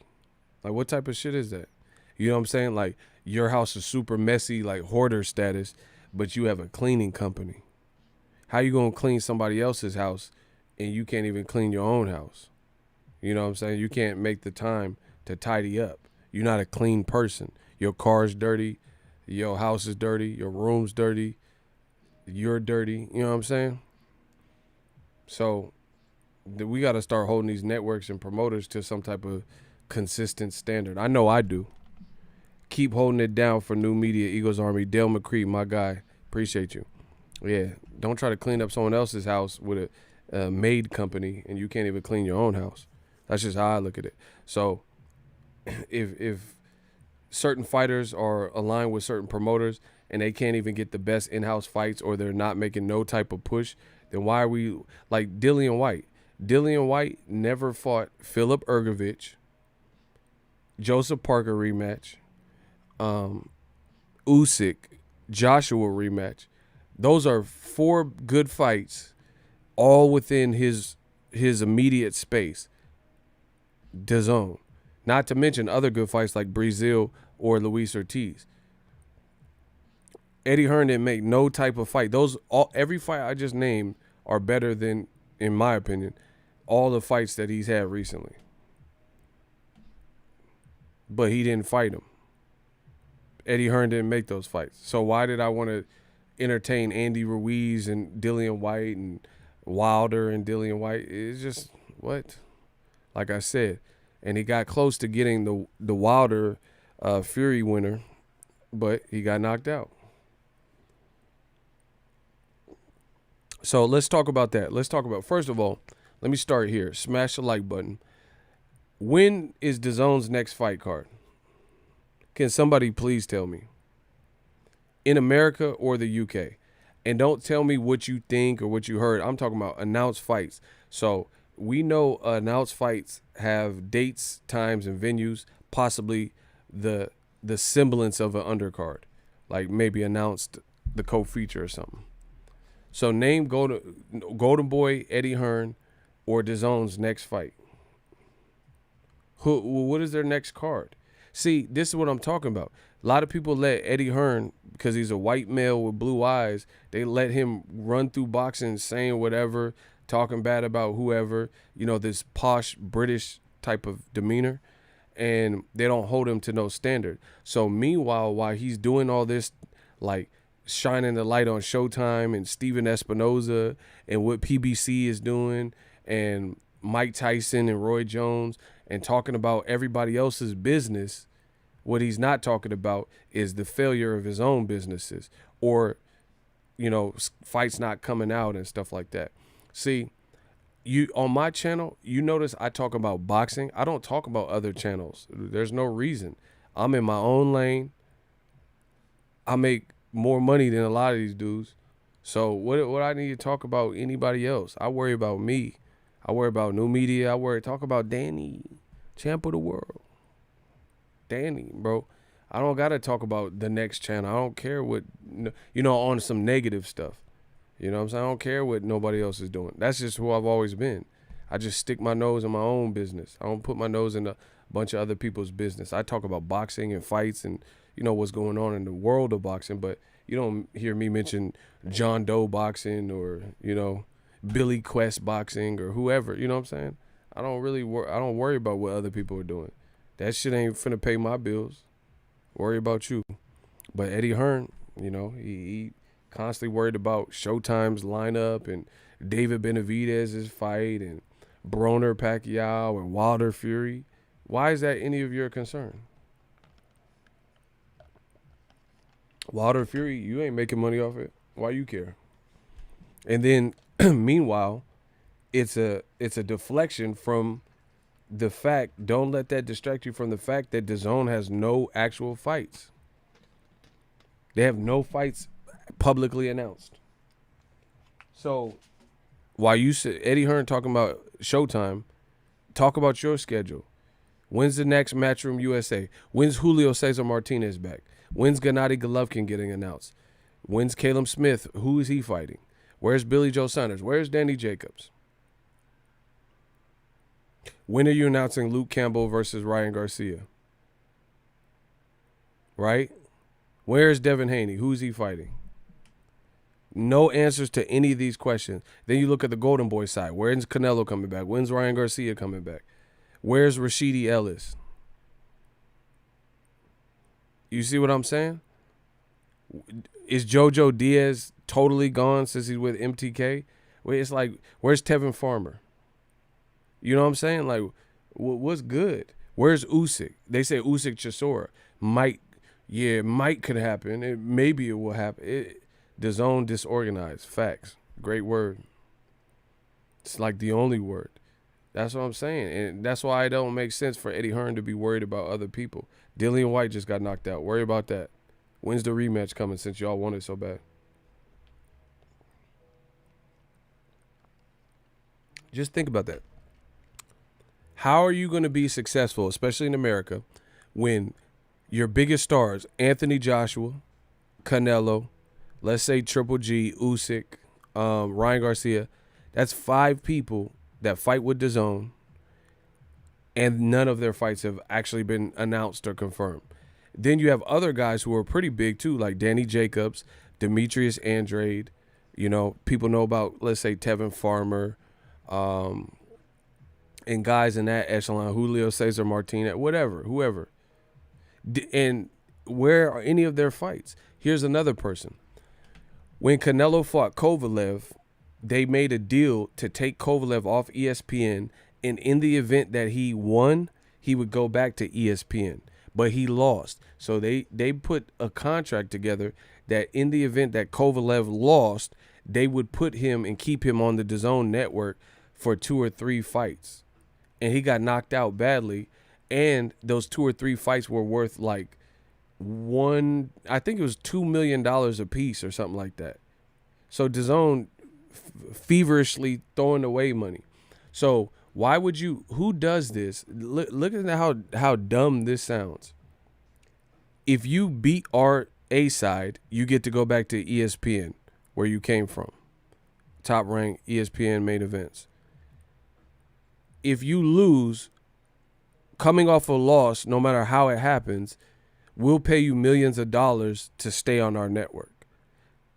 Which is why in the pandemic, coming off a brutal knockout loss to Canelo, it's probably why they haven't brought Kovalev back yet, because they owe him millions per the contract. And he's coming, bro, his profile has taken a huge hit. He lost to Andre Ward twice, second by stoppage. He got stopped by Alito Alvarez, who Joe Smith Jr. just fought for the first time and destroyed. And then Kovalev, he was supposed to fight Barrera. The fight got canceled, and then they never rescheduled it. They owe Kovalev millions. So that's just stupid.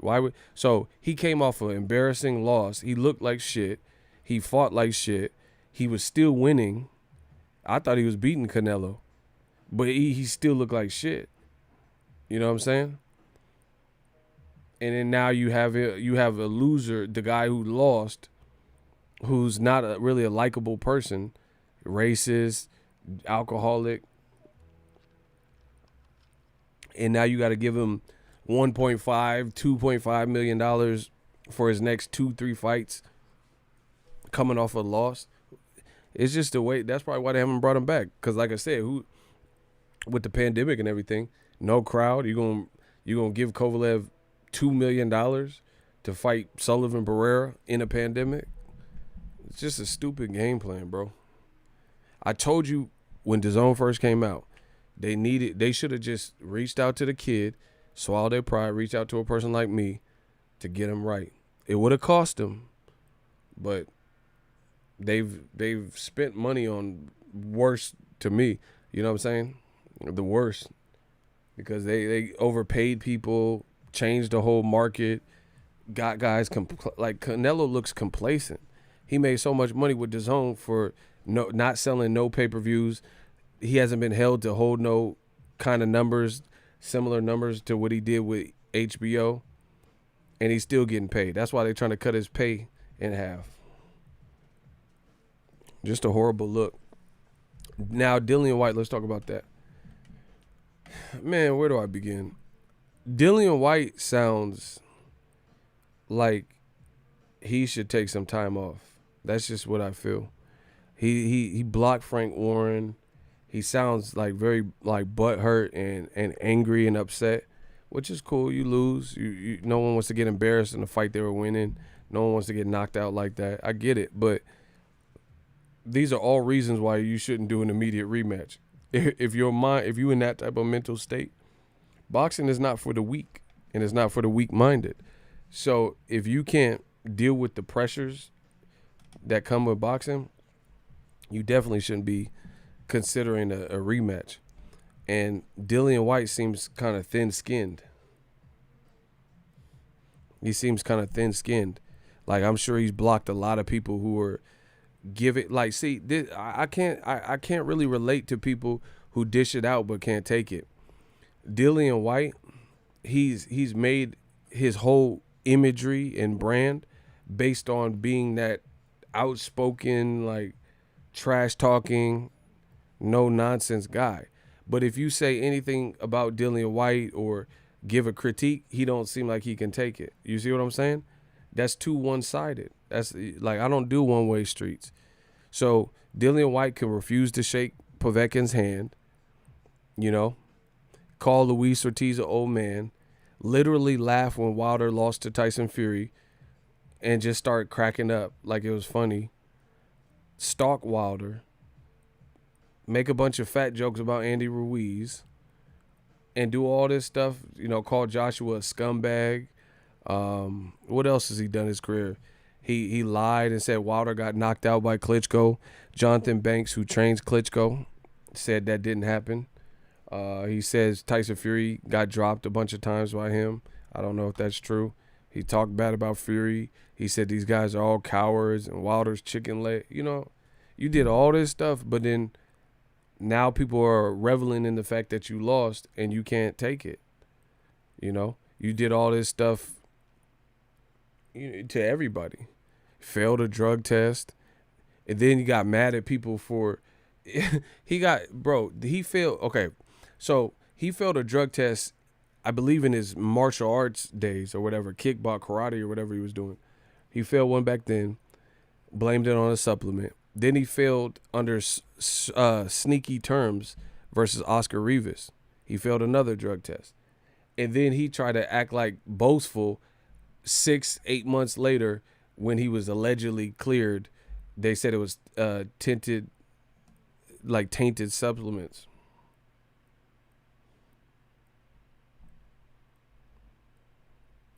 Who is C Sharp? Block him. I don't care who you are. I don't know what you saying. You know, so he failed a drug test. He has all these glove gate type of things where he was wearing different gloves and all. I ain't even finna get into all of it. You see what I'm saying? So failed drug test multiple times. You got glove issues where you wore your own gloves, not the selected approved gloves. And then now you want people to show you mercy. Hey, shooters, get rid of this C Sharp dude. Yeah, you about to see stars when my shooters get to you.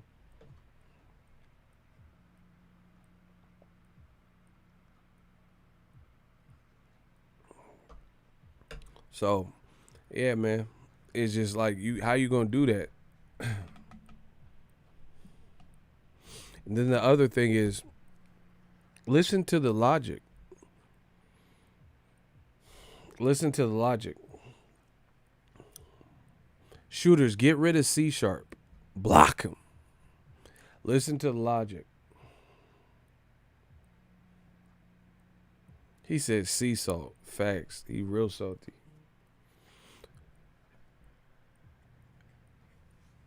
All right, so Dillian White says 1,000,000% he could beat Povetkin.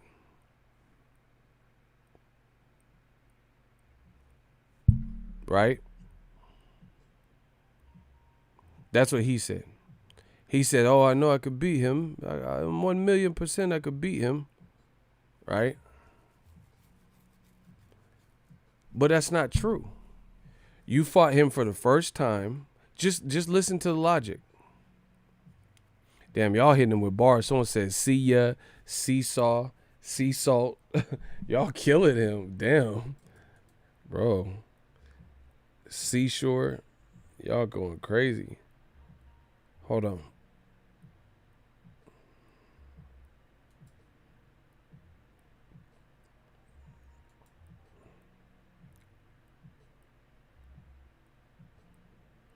Make sure y'all smash the like button. We got to get these likes up.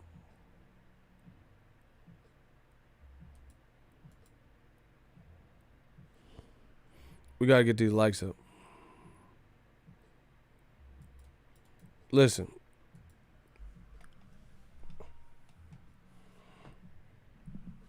All right. Dillian White says 1,000,000. Listen. You Americans love twerking men. Okay, he got to go. You're just too annoying.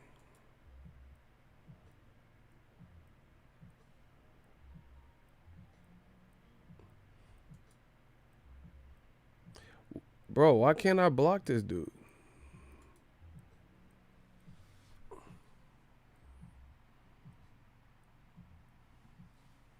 Yo, smash the like button.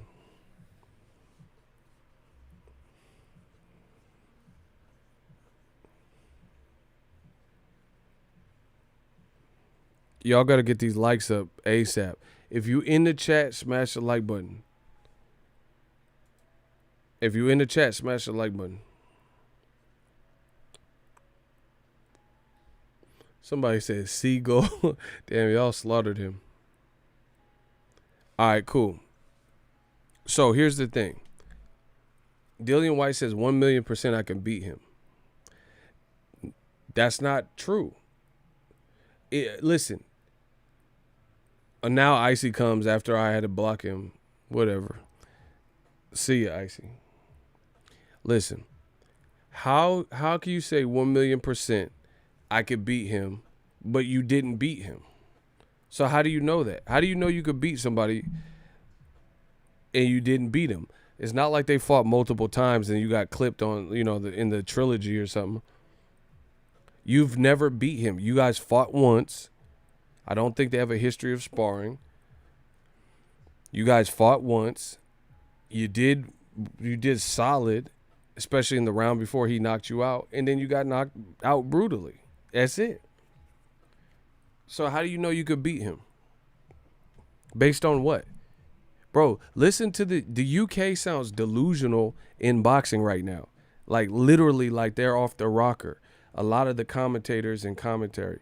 Listen, how can you say you beat a man when you fought him once and because you hurt him or knocked him down, none of that matters because he iced you and he knocked you out?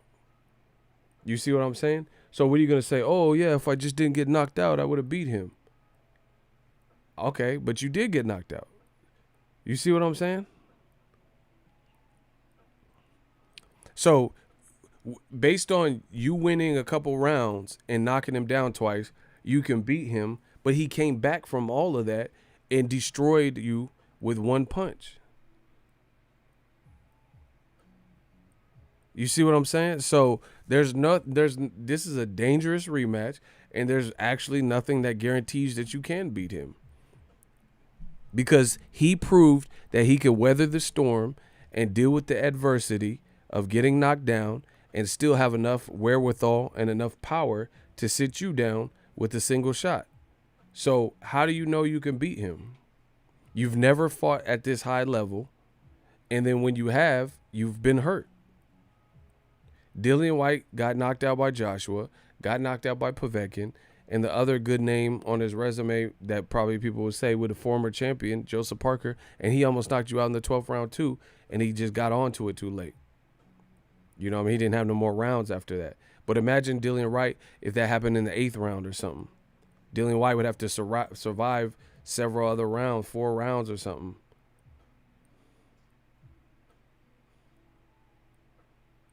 Who cares about 2 knockdowns when you knock someone out? You can have 6 knockdowns if the person comes back and stretches you. What does that mean? That, like, bro, just so y'all just watch boxing for a round or 2 and then shut it off, or what? I care about the fight. If it's a scheduled 12, that means you have 12 rounds to work unless you're knocked out. So who cares about 2 knockdowns when you can? I'd rather get knocked down twice and then knock somebody out brutally with the one-hitter quitter than be the person that was fighting at a slower pace, created 2 knockdowns, but then got destroyed with the uppercut and went viral. What are we talking about?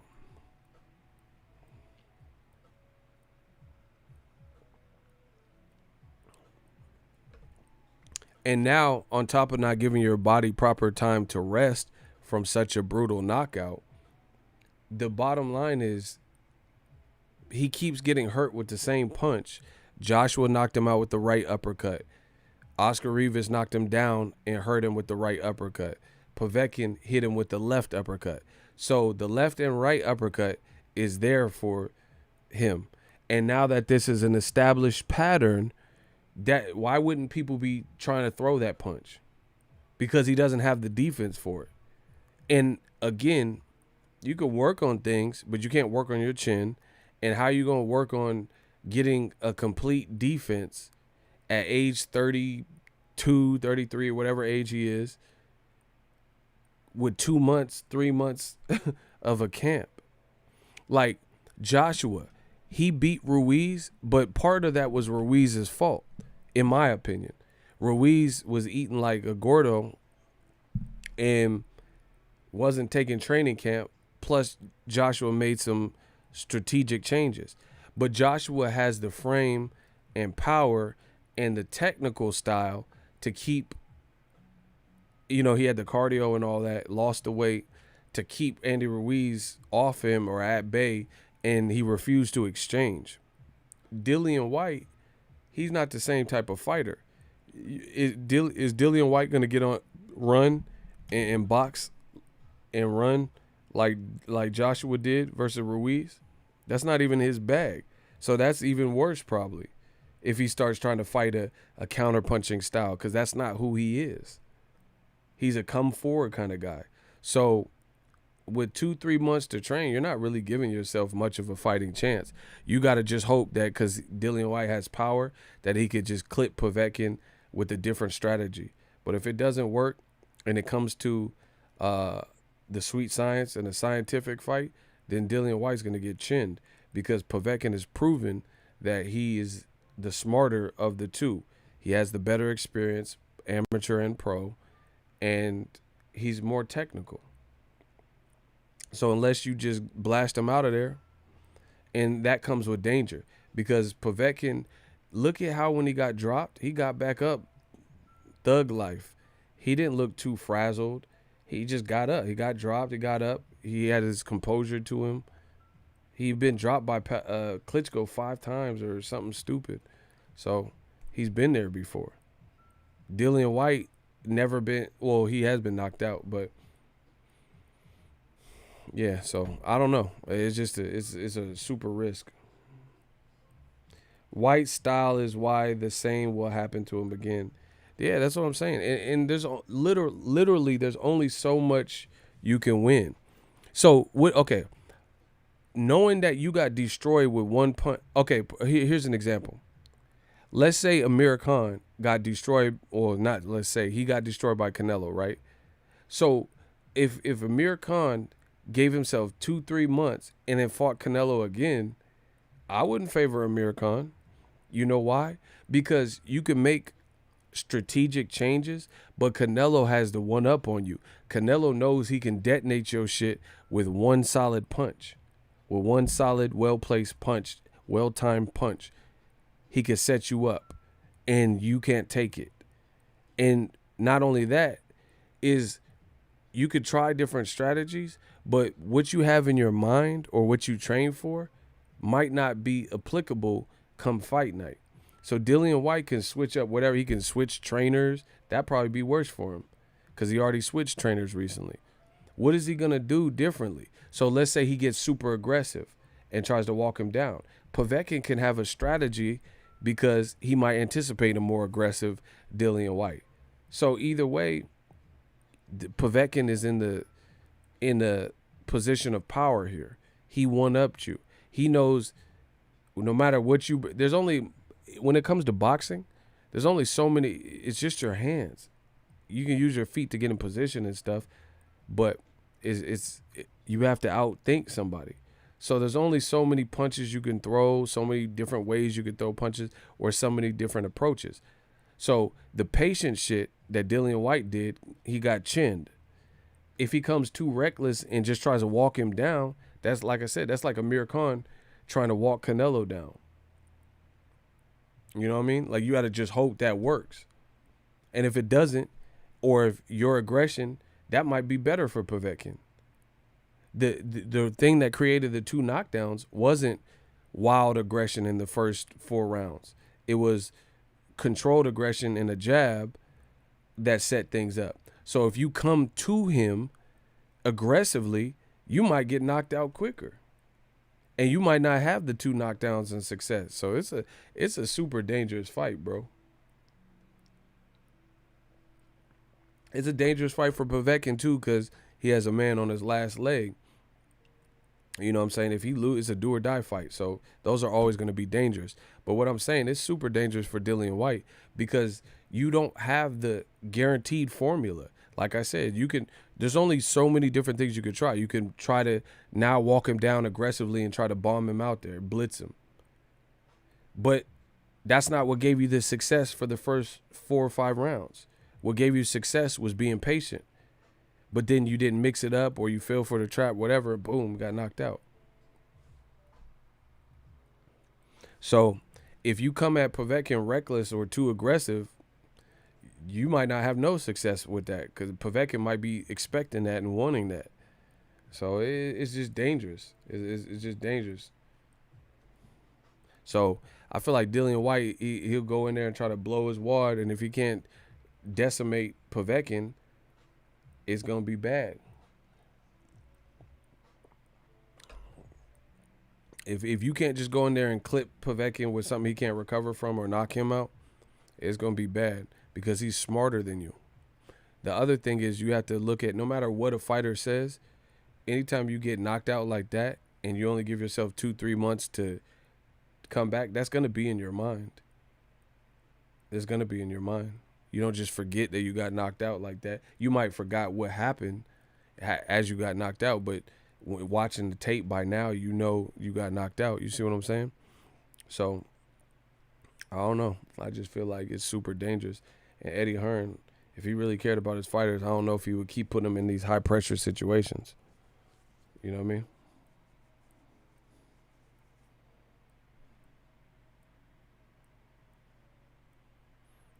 Nah, Povetkin got he got good IQ. I think he does. Bro, it's just a dangerous rematch. This is what it is.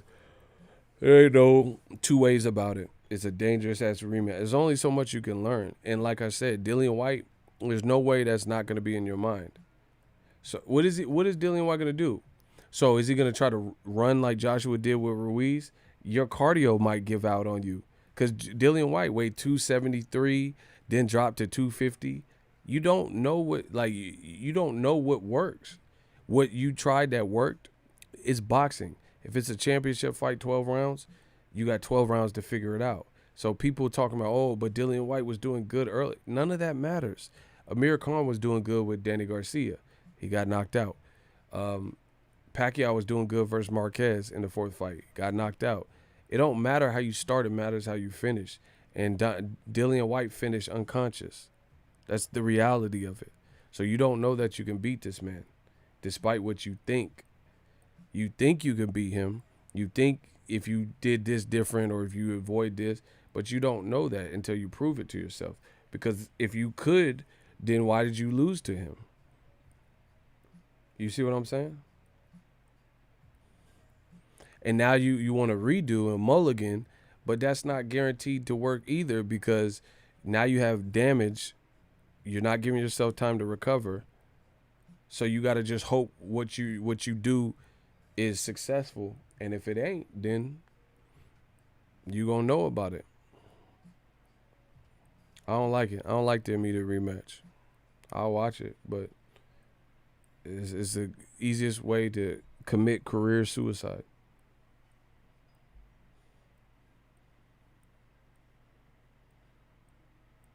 It's the easiest way because it's do or die. Do or die. Bro, someone said I don't think White can make adjustments. We're going to see because he seems to want the rematch. And, like, I get pride in the fighter. You want to just prove to everybody you got it. But you fight the wrong battle. You're not supposed to attack when your resources are low. Right now, Dillian White's resources are low. You had this incredulous position to fight for a title with the WBC, and you lost it. It's already done. You lost it. So now, if you get knocked out again, no one's even going to be referring to you. So you just put yourself all the pressure on you. And we don't know how Dillian White will do under that pressure. Dillian White has lost all the times he fought at that level. Joshua, he struggled with Povetkin, but he figured it out. And he knocked him out.